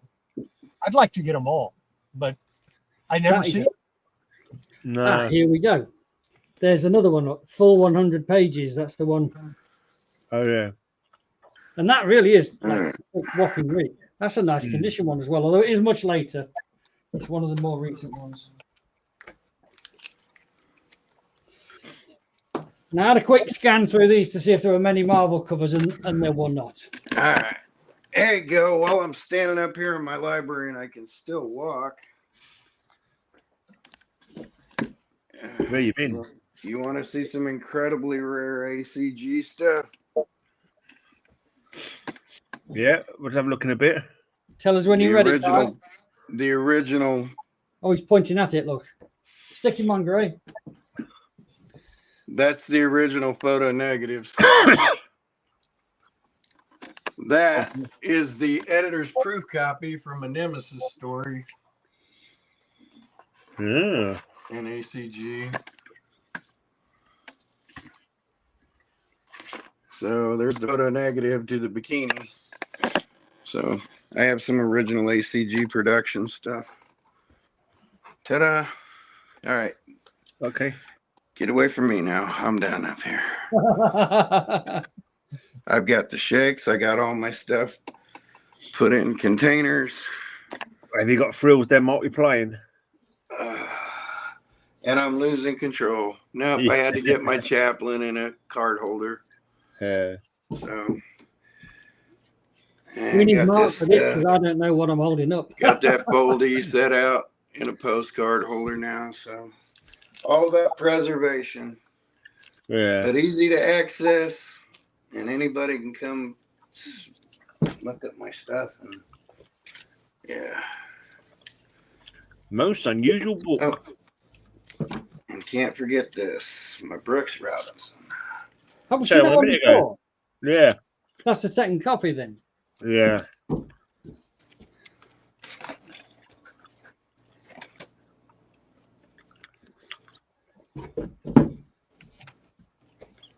So I reckon I've got quite a good selection of these Allen class now. I bet you I've got 70% of all of them. Maybe. So I'm looking forward to listing them. Yeah. Because it's nice to have a really wide range, you know, on the shop. Hey, Darren, you were saying to someone earlier on about you on Facebook. You made a comment about 2000 AD. You got them on. You've not got them on the shop though, have you? You know 2000 AD actually on the shop. No, basically the way it'll work is honestly there's how many? I've probably got 100,000 comics in the house. Yeah. And of those 100,000, about 22,000 are on the shop still. Yeah. So my plan is. And it's took a long while to figure out the plan. My plan is to get all the comics that like the Marvel and DC type size comics. They've got bagged, boarded, graded, etc., and get them listed and on, and then deal with everything else. And the reason for that is I've already got the bags and boards for those, so I can whiz through them as quickly as I can. And in terms of generating sales, the bulk of the money is in the Marvel and the DC and the indies of the same size. Everything else is an oddity, but it might take me so long to do that first lot that I might have to go on sale at that point and start earning some money to pay the bills, which therefore, you know, leaves the other stuff will just drag on and on and on, which it has done already forever. If I can get through all the Marvel stuff quickly, then and I haven't run out of money, then I can start on everything else, like the UK comics, the 2000 AD Battle and Tiger and so on, and all this other stuff that we've been seeing from the Frank Dodson collection. This is funny. Just randomly. Oh, wow. Got a few of them. Yeah, but what I noticed is, right, these are not the same book. That's issue 99. That's issue 154. Wow. This is another 154 and another 154 and another 99. So that one's much later. Look, 25p. Yeah, you see, yeah. And that one's 8p. But I have checked. I think I checked that the books are identical, because you know that there's like several different stories inside an Allen class. Every page is the same, so it is an absolute, just straight up reprint of the whole book. And actually, there is a change. There is a change. Look, just on the back color. On the back page, it's almost exactly identical, but the difference is at the bottom. Just there, look. Can you see that one of them has got Uncanny Tales number 99 on it and the other one doesn't? Yeah. I think that's the only difference between the two books. The only difference between these two comics is the price. Yeah. 15 and 25. Yeah, same thing, yeah. I've got a ton of Classics Illustrated. This guy also collected Classics Illustrated, and he's got multiple different copies in different prices and reprints and line color and painted cover and so on. So, do you want to continue with Allen Class? Do you want to do something slightly different? Do some Marvel annuals and DC annuals? Guys, would you any choice? Go and grab the other box. Want to grab the other box? Well, yeah, because I can leave some for Mark for next week. Yeah. As well.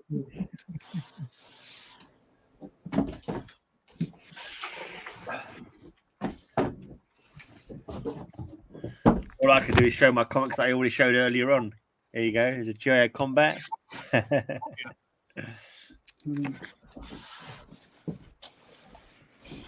Star Spangled War Stories. Yep.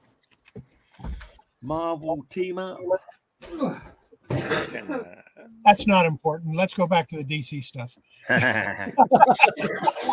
We've got War by Charlton. Okay, What is this good for? Those were fun.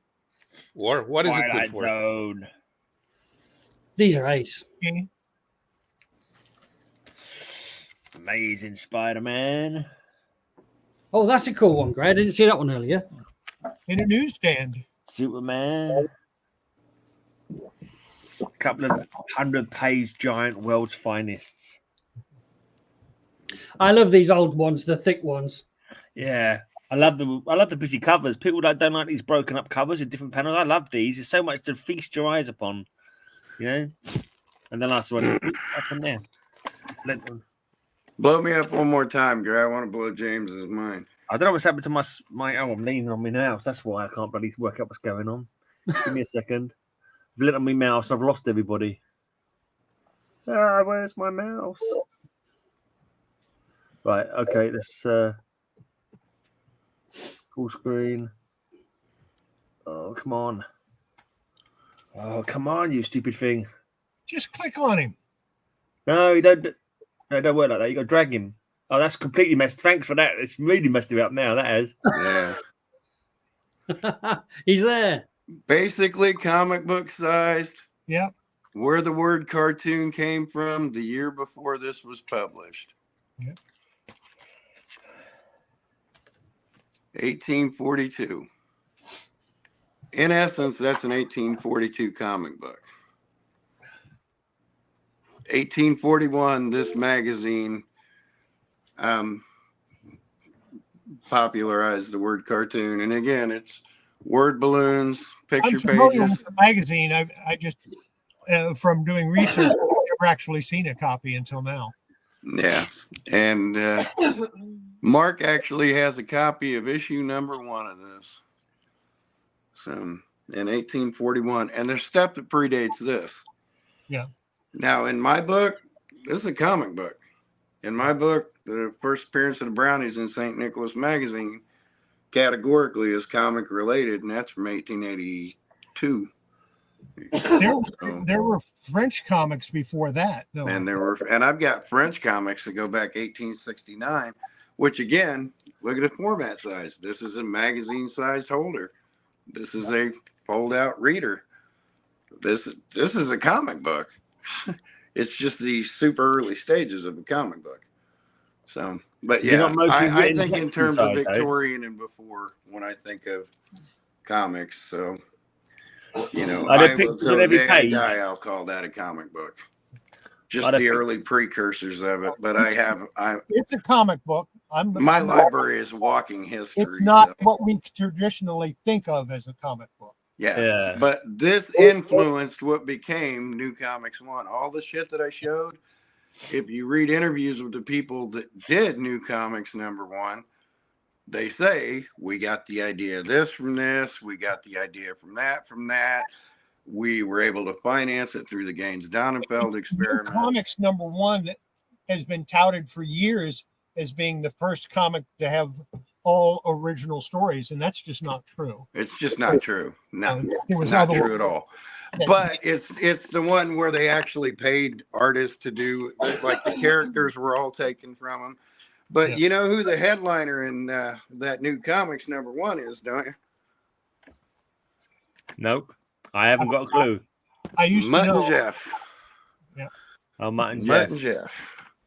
So New Comics #1 was 1935. Mutt and Jeff. Well, while I'm standing right here, it's sitting right in front of me. The first official DC comic, I think. Okay. I remember asking before, but I can't remember if what the answer was now. So I have to ask again. Does Mutt and Jeff mean deaf in America as well? No. Mutt and Jeff deaf, you can't hear. No? Doesn't mean that. Okay. Because Mutt and Jeff has been like slang for deaf in UK since I can remember. Is that not a comic book? Are you not entertained? This is the first Mutt and Jeff comic book from 1910. It's a comic book. Yep. So Mutt and Jeff were in there in 1935, but here's Mutt and Jeff when they first appeared in 1910.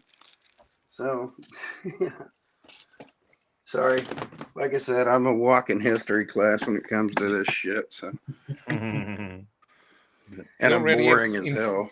In France, they already had collections of the Les Pieds Nickelés, the nickel-plated feet. I think in 1904.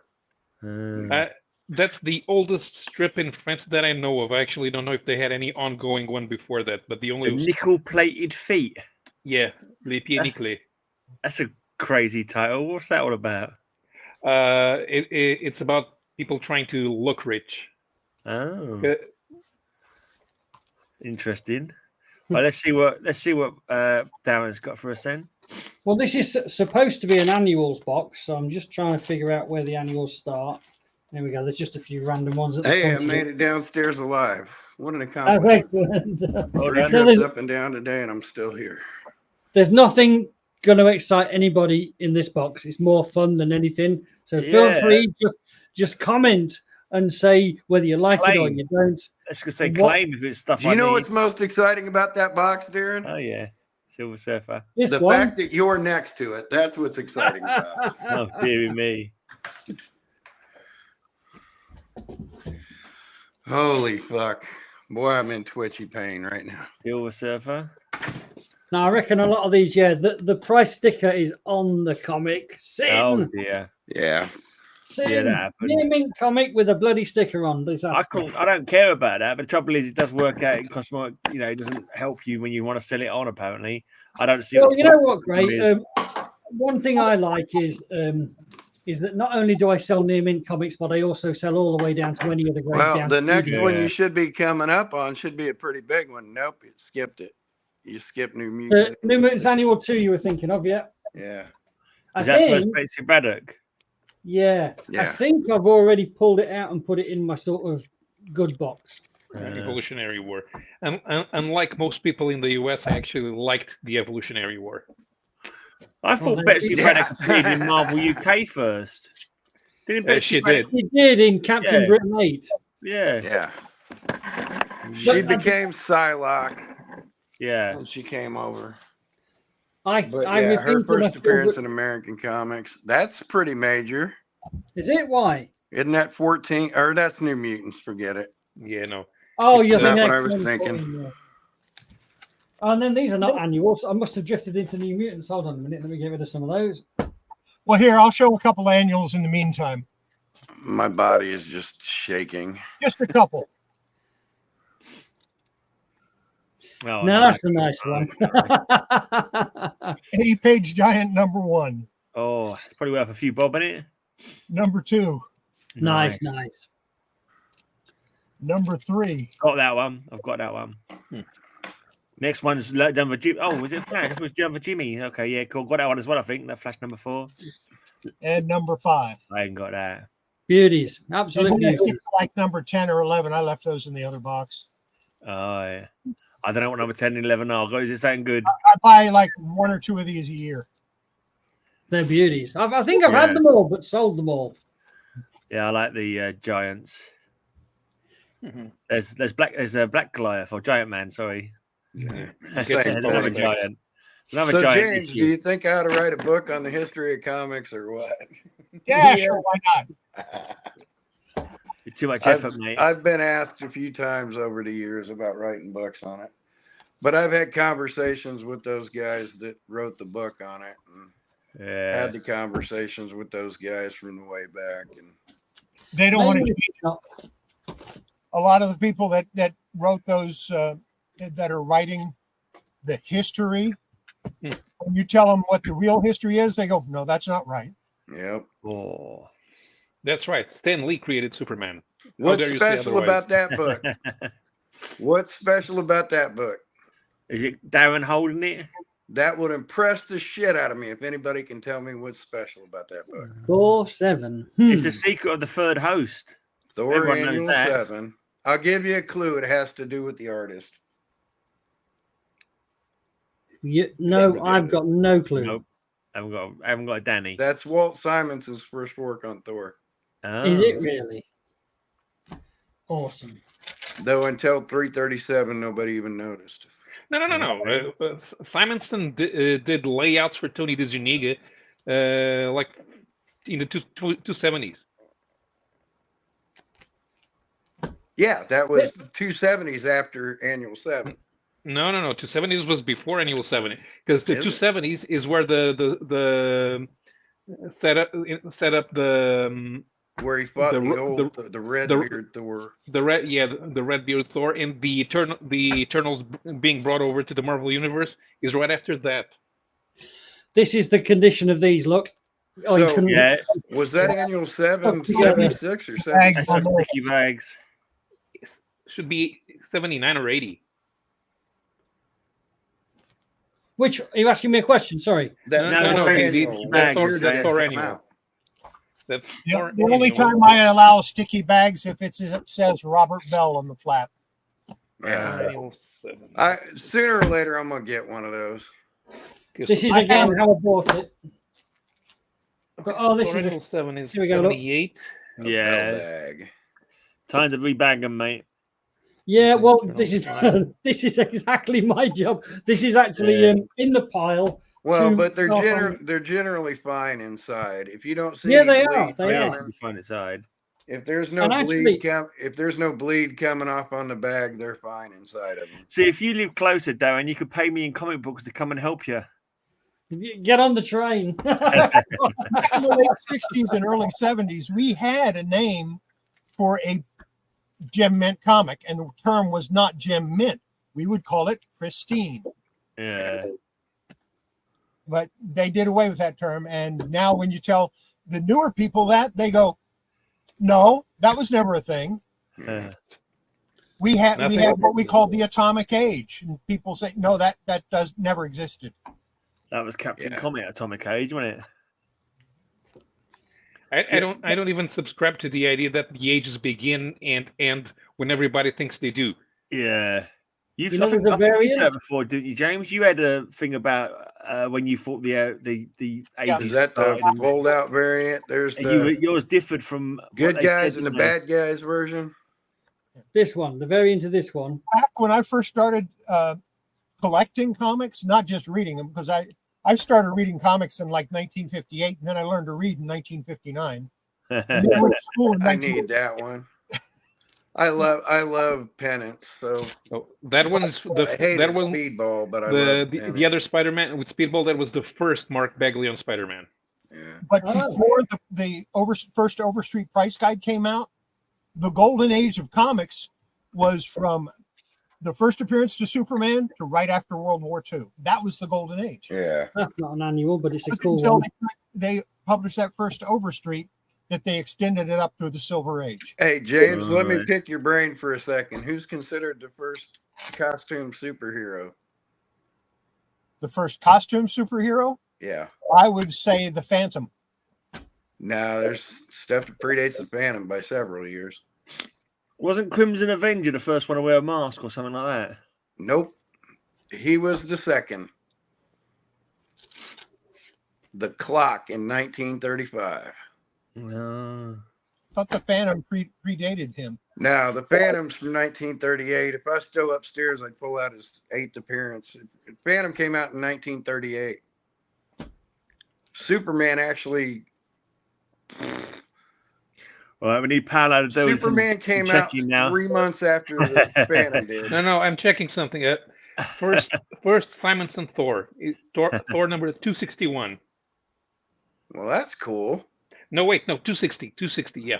Does that say Ooh La La Badoon? Or is that Yeah, my imagination? Ooh La La Badoon. Yeah, that's a great X-Men annual. That was the first thing I completed. Was the first 25 issues of the X-Men annuals. Dracula's in this one. Because I'm not a Yeah, I've got that one. But out of boredom, I completed that. I've got that And one it was as funny well. because the last ones I got were the last ones. I had the 1 and 2 and 3 and 4 like way early. I can't remember if I got that one or not. So obviously you're going to come across 14 where I brain farted earlier. Yeah, now I'm stuck. Phantom. Yeah, you're right. What the hell is the significance of 7 then? Thor annual 7. No There was idea. some kind of significance to that. I thought it related to Simon. Oh, he worked on it. He did layouts and stuff, right? But he did his first full pencils. Is that what it was? Could be, might be the right. Let's go back there. Oh, was that first long shot? Not sure. No, first long shots in long shot 1. Well, it says Oh, no, breakdowns. first time in the X-Men, maybe. No, I think it might be that he's introducing him to the team and he'd already appeared in the universe. Yeah. Now, yeah, he came in his own comic when they first. He was quite popular in his time, long shot, didn't he? But he's like, no, he's not in the anymore, is Deadpool he? movie. He's back in the Deadpool movie. Yeah, He's the actually only in the trailer. annual Was that 7 long is shot or Shatterstar?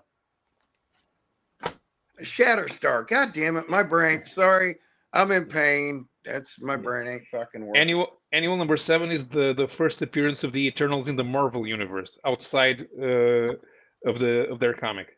Okay, so there's the big one. With that, I knew there was some significance, but I thought it was Simonson's first, like, full art. But that's the big one right there. What's this one then? Anyone but Kyle? No idea. It's a controversy.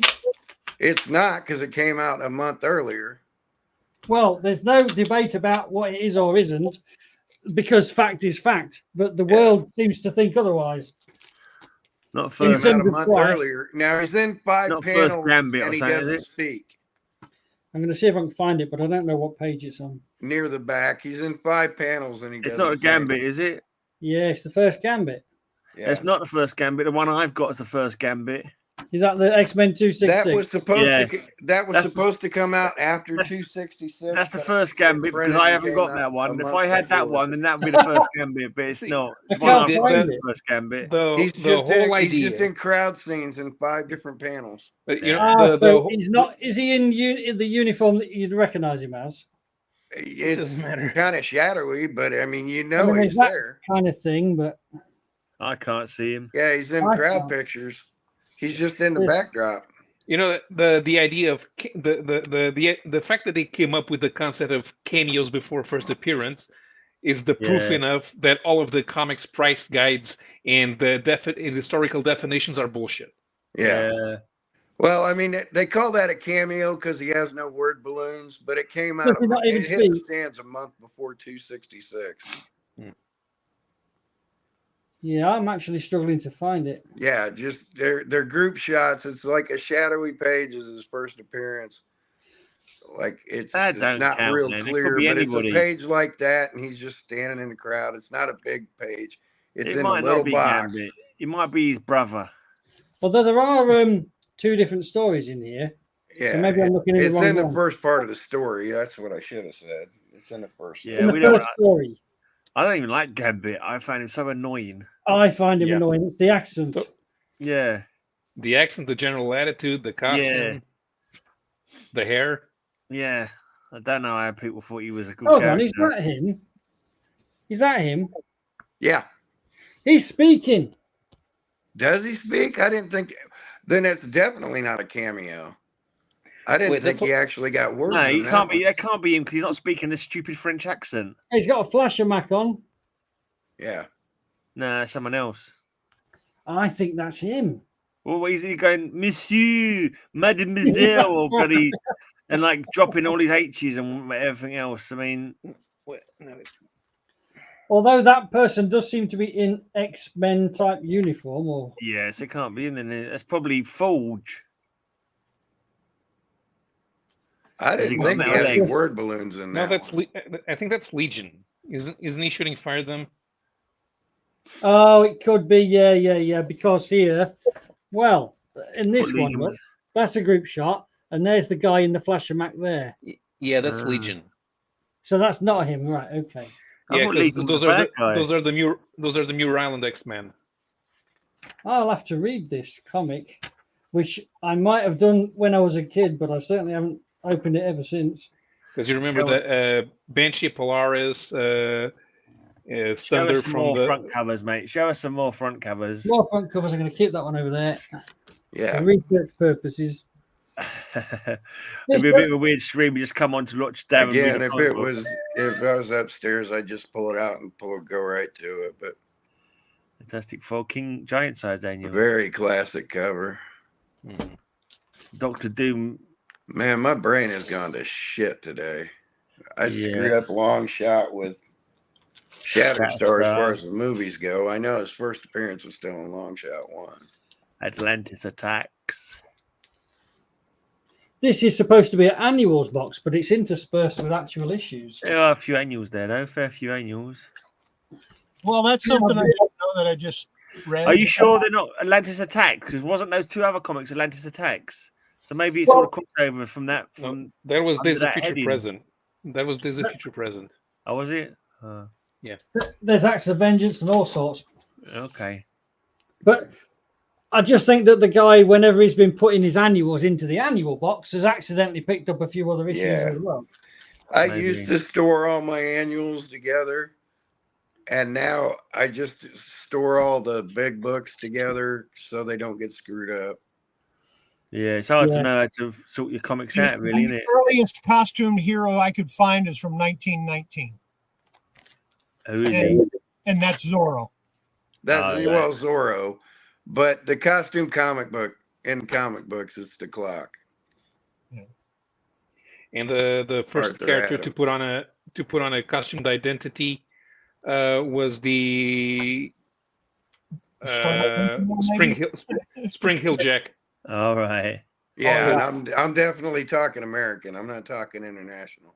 Love There's that a cover. classic cover. Yeah, it's not a bad That's one. worth probably $40 as is. But that's why I hate Wolverine. Literally, he's trying to kill Captain America. I mean, bloody hell. No, the best from that comic is the line from Cap. You'll never be an Avenger. But Every it goes. Every time I see a copy of the cover to the KR #1 pulp, I cringe because I had the original. And while I was in Germany, my parents sold it at a yard sale for $1. Jesus. I think there is something. I think you're right. Do you know what? Maybe the Acts of Vengeance, they're the issues that are interspersed, aren't they? Yeah. So while it's got all the annuals, I think the guys put all the Acts of Vengeance normal issues in here. Yeah. Possible. Oh, so it's a crossover box. Maybe. But yeah. I mean, why has he got two of those? I don't know. But then That we was go good. DC anyway. Because it's a John Byrne cover. Oh, here we go, DC. That was good, that Acts of Vengeance, because Magneto joins up with like Red Skull just so he could try and kill the Red Skull, didn't he? Yeah. It made much more sense than him wanting to attack other people. You'd want to kill the Red Skull, wouldn't you? Keep going with the DC annuals, mate. I'll let you know when I want to claim one. Are you mainly DC then and not Marvel, Gray? Yeah, mainly DC. Yeah, I've got quite a lot of Marvel, but mainly DC. I That's used to collect quite rare Marvel and for DC. man. In the 90s, when Marvel decided to do nothing but shit comics, I stopped reading Marvel. I give up on them completely and went full DC.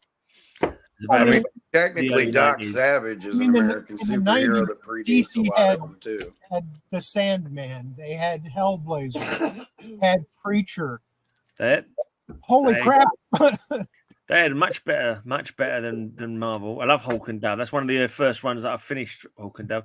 And Legion, I love that whole Legion run. That's a great run. One of my favourites ever. I've got all the annuals of it though. Yeah. I quite like the Armageddon 2001 storyline as well, because like Wave Rider was visiting everybody and seeing their potential futures, and that was a really good kind of like story element. Actually, I thought those annuals worked pretty well. £2. Comics, Colchester. Oh yeah, I've been. There's an Ace Comics in Southend as well that I sometimes go to because my dad lives in Southend.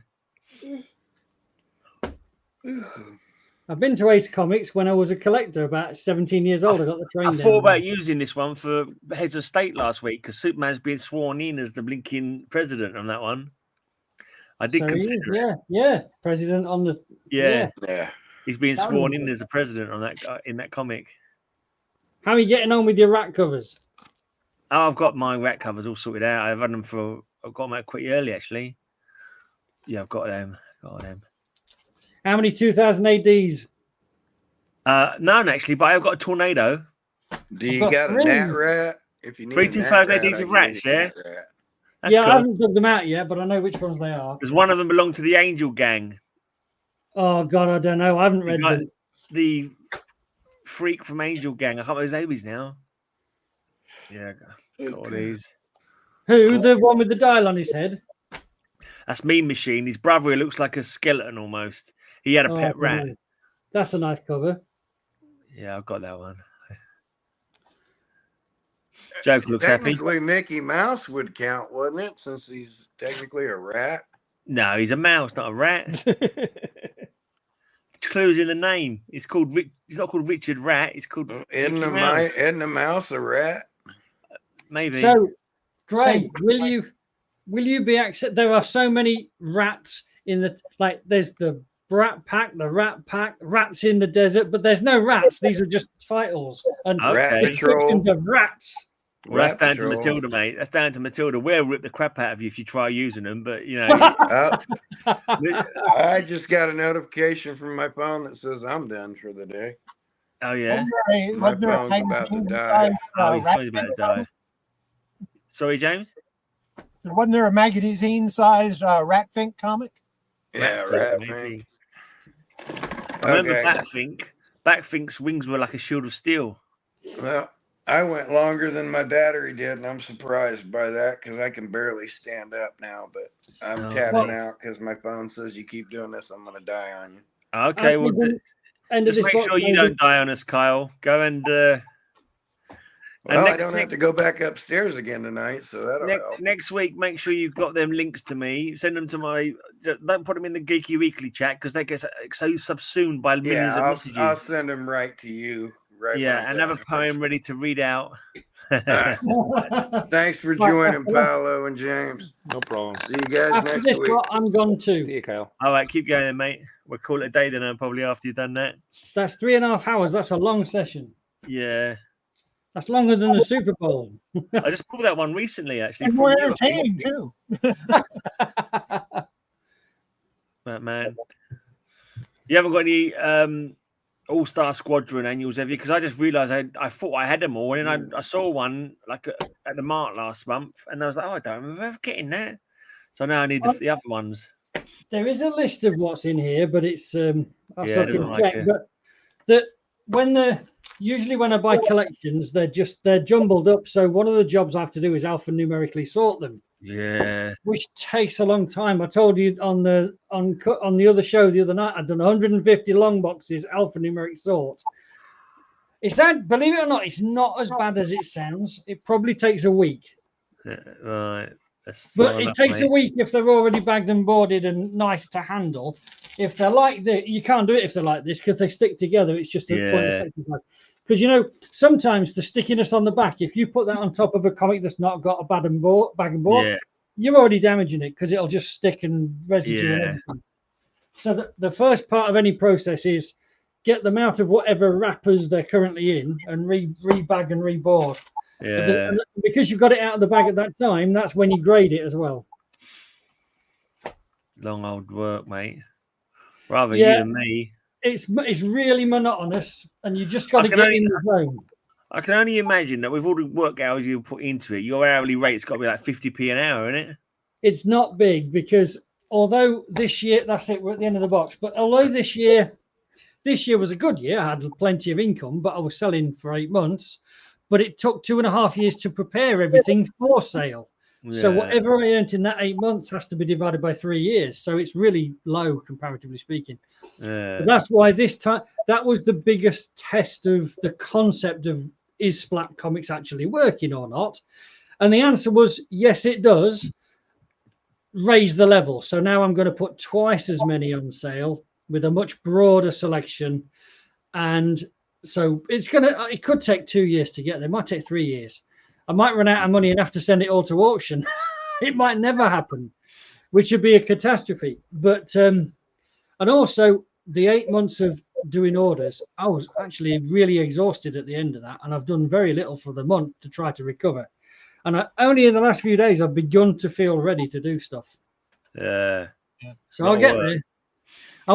One thing I think as well that's in the back of my mind is, let me just grab something so that I can show something while I talk. I can see it straight away. And I think he ships to Portugal and Texas as well, guys, if you ever want to buy anything off his site. So this is some fun stuff while I'm doing it. So what the hell was I saying? I can't remember. How knackered you were for a month. Oh, yeah. Completely knackered and just about getting around to doing stuff again. But there's a lot of work ahead to do it. Son. Oh, yeah. Sorry. What I was going to say was one of the other things that I think is at the back of my mind is I sold a lot of Marvel and I want to restock Marvel. Yeah. But I haven't got a restock for Marvel. I've probably got 20 long boxes of Marvel and I need about 50 or 60 long boxes.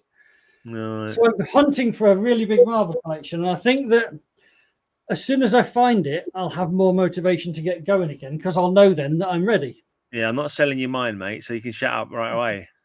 I wouldn't want to rip you off so bad. I remember back in the 90s when I owned a store and I was so far behind on getting things priced and out that I told my wife we're not buying anything else. And she said, okay, she agreed with me. That's a cool one. That one is so about 3 days later, I walk in the store and we've got 15 long boxes sitting there. And I looked at her and I said, I thought we agreed we're not going to buy anything else. She said, I had to. I said, no more. We weren't going to buy anything else. She said, he only charged me $10 a box. Oh, well. You've got to do it. You've got to do it. I pulled out Spider-Man 129. I pulled out. Oh, wow. Jesus Christ. I pulled out so many high dollar comics it paid for. Wow. Oh, man. I walk around dreaming of like getting an awesome bargain somehow. You know what I mean? It does happen. But dreaming about it. You've got to be looking. Yeah. And it's best if people come to you. So that's where having the website helps. It got to the point where I had a scale, a big scale sitting on my counter. And when people wanted to bring in comics, if it was anything published after 1970 or actually say about 1975, I just had them put the comics on the scale. And I paid them. And weighed it. And I paid 3 cents more than what they would get if they turned it in for paper. No way! Wow, that's awesome. I mean, the thing is, I tell you one of the weirdest things, and it's horrible. I hate telling people how much I'm going to offer for their comics. Yeah. Because it's the worst news they'll ever get as a collector.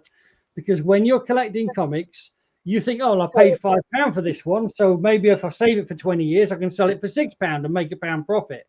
Unfortunately, while that works on an individual issue basis, yeah, you've got boxes and boxes and boxes. No one's going to pay collector. Collecting is about finding the gaps and collecting a set. Yeah. Collectors don't go, hey, you've got 40,000 comics. I collect comics. Give them to me. I'll buy them. That's not collecting. That's trading. That's buying. And so, therefore, when a collector wants to sell his comics, he has a very limited number of people who will buy it. And those are people who are going to resell it. Yeah, if you're selling the collection. Don't sell your collection in as a bulk. You got to sell it as separately or as runs or something like that. But That's if what you do that, yeah. you're absolutely right. But if you do that, you've got to have the time, the energy, the packing materials, and it's going to cause stress. You've got to deal with people. They're going to ask you questions. They're going to send you returns. Basically what you're doing is you're opening a comic shop.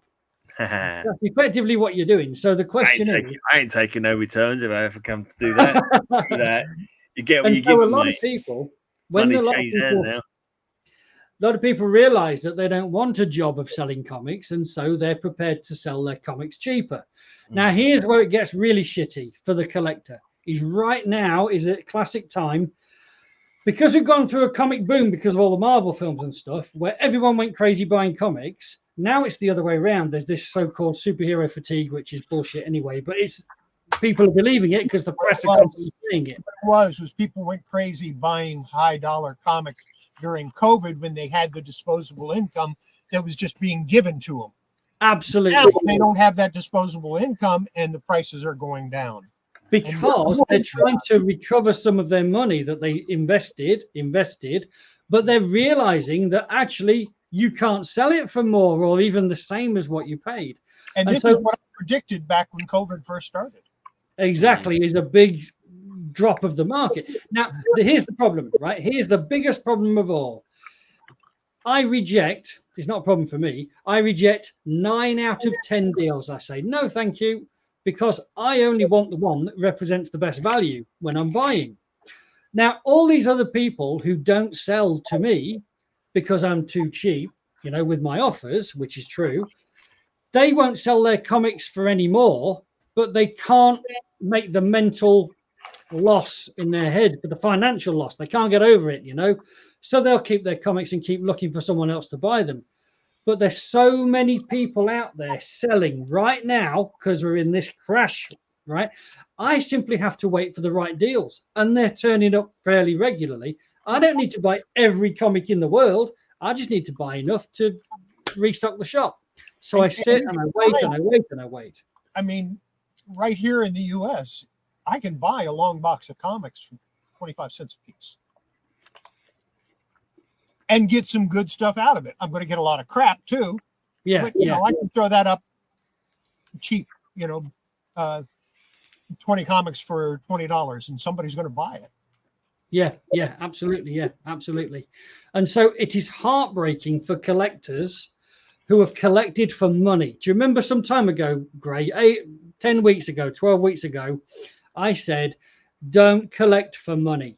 Collect for love of the hobby and love of the comics. Because I know that 99% of people who collect for money will make a loss. And that's why. I've never collected for money. I just collect what I like. Yeah, and that's now there are exceptions, like this lot of 72 comics. I didn't want all of these, but I wanted one of each of them, so I bought them all, and I'll make my money back on them, but I won't make much of a profit, if any. Yeah. Here's a funny thing: if you collect European comics, the original prints of a lot of historical comics are very, very cheap when compared to their US equivalents. Right. So the cultural equivalent of Action Comics #1 would be Tintin in the Land of the Soviets, which costs $36,000 a first print. Yeah, Wow. and Action Comics #1. Yeah, but the thing is, you want to read, but you want to read Tintin in the Land of the Soviets. There are modern reprints. In fact, collectors who have been doing this for a long while will actually prefer having the newer reprints, because comics, the new volumes, new stories, have a new trade dress which does not conform to the original one, and they will want the reprints with the same trade dress as the newer ones. So the reprints are actually more interesting for them as collectors of a series they like, because they buy a series they like. But any of them old Tintin, when they were reprinted, have to be like updated for a more modern audience. Because I imagine some of them were a bit maybe culturally inappropriate or something. Oh yeah, but here's the thing: Tintin in Congo. Oh. Even the updated version is extremely offensive by modern standards. Yeah. Let's just say that I've seen the differences. I've read a Portuguese translation of the updated edition. I've seen the panels that were changed from the original version. Man, the original version is outright it's outrageous. Yeah. It's crazy what you look back on, and how comics, that's what I like about comics, though, especially the old ones, that you see how they represent the age, and sometimes it's like, wow, you can't believe it, but it's just like that's how it was. This is how society has changed since then. I like think of an old comic book as like a time capsule. You got all the letters, and you've got all the adverts and all that, and you got all the fashions that the women are wearing in the comic books and that kind of. All the men are wearing hats, of course. You don't see men walking around in hats much anymore, I just think they're great. Gray, have you read that Charlie's War ever?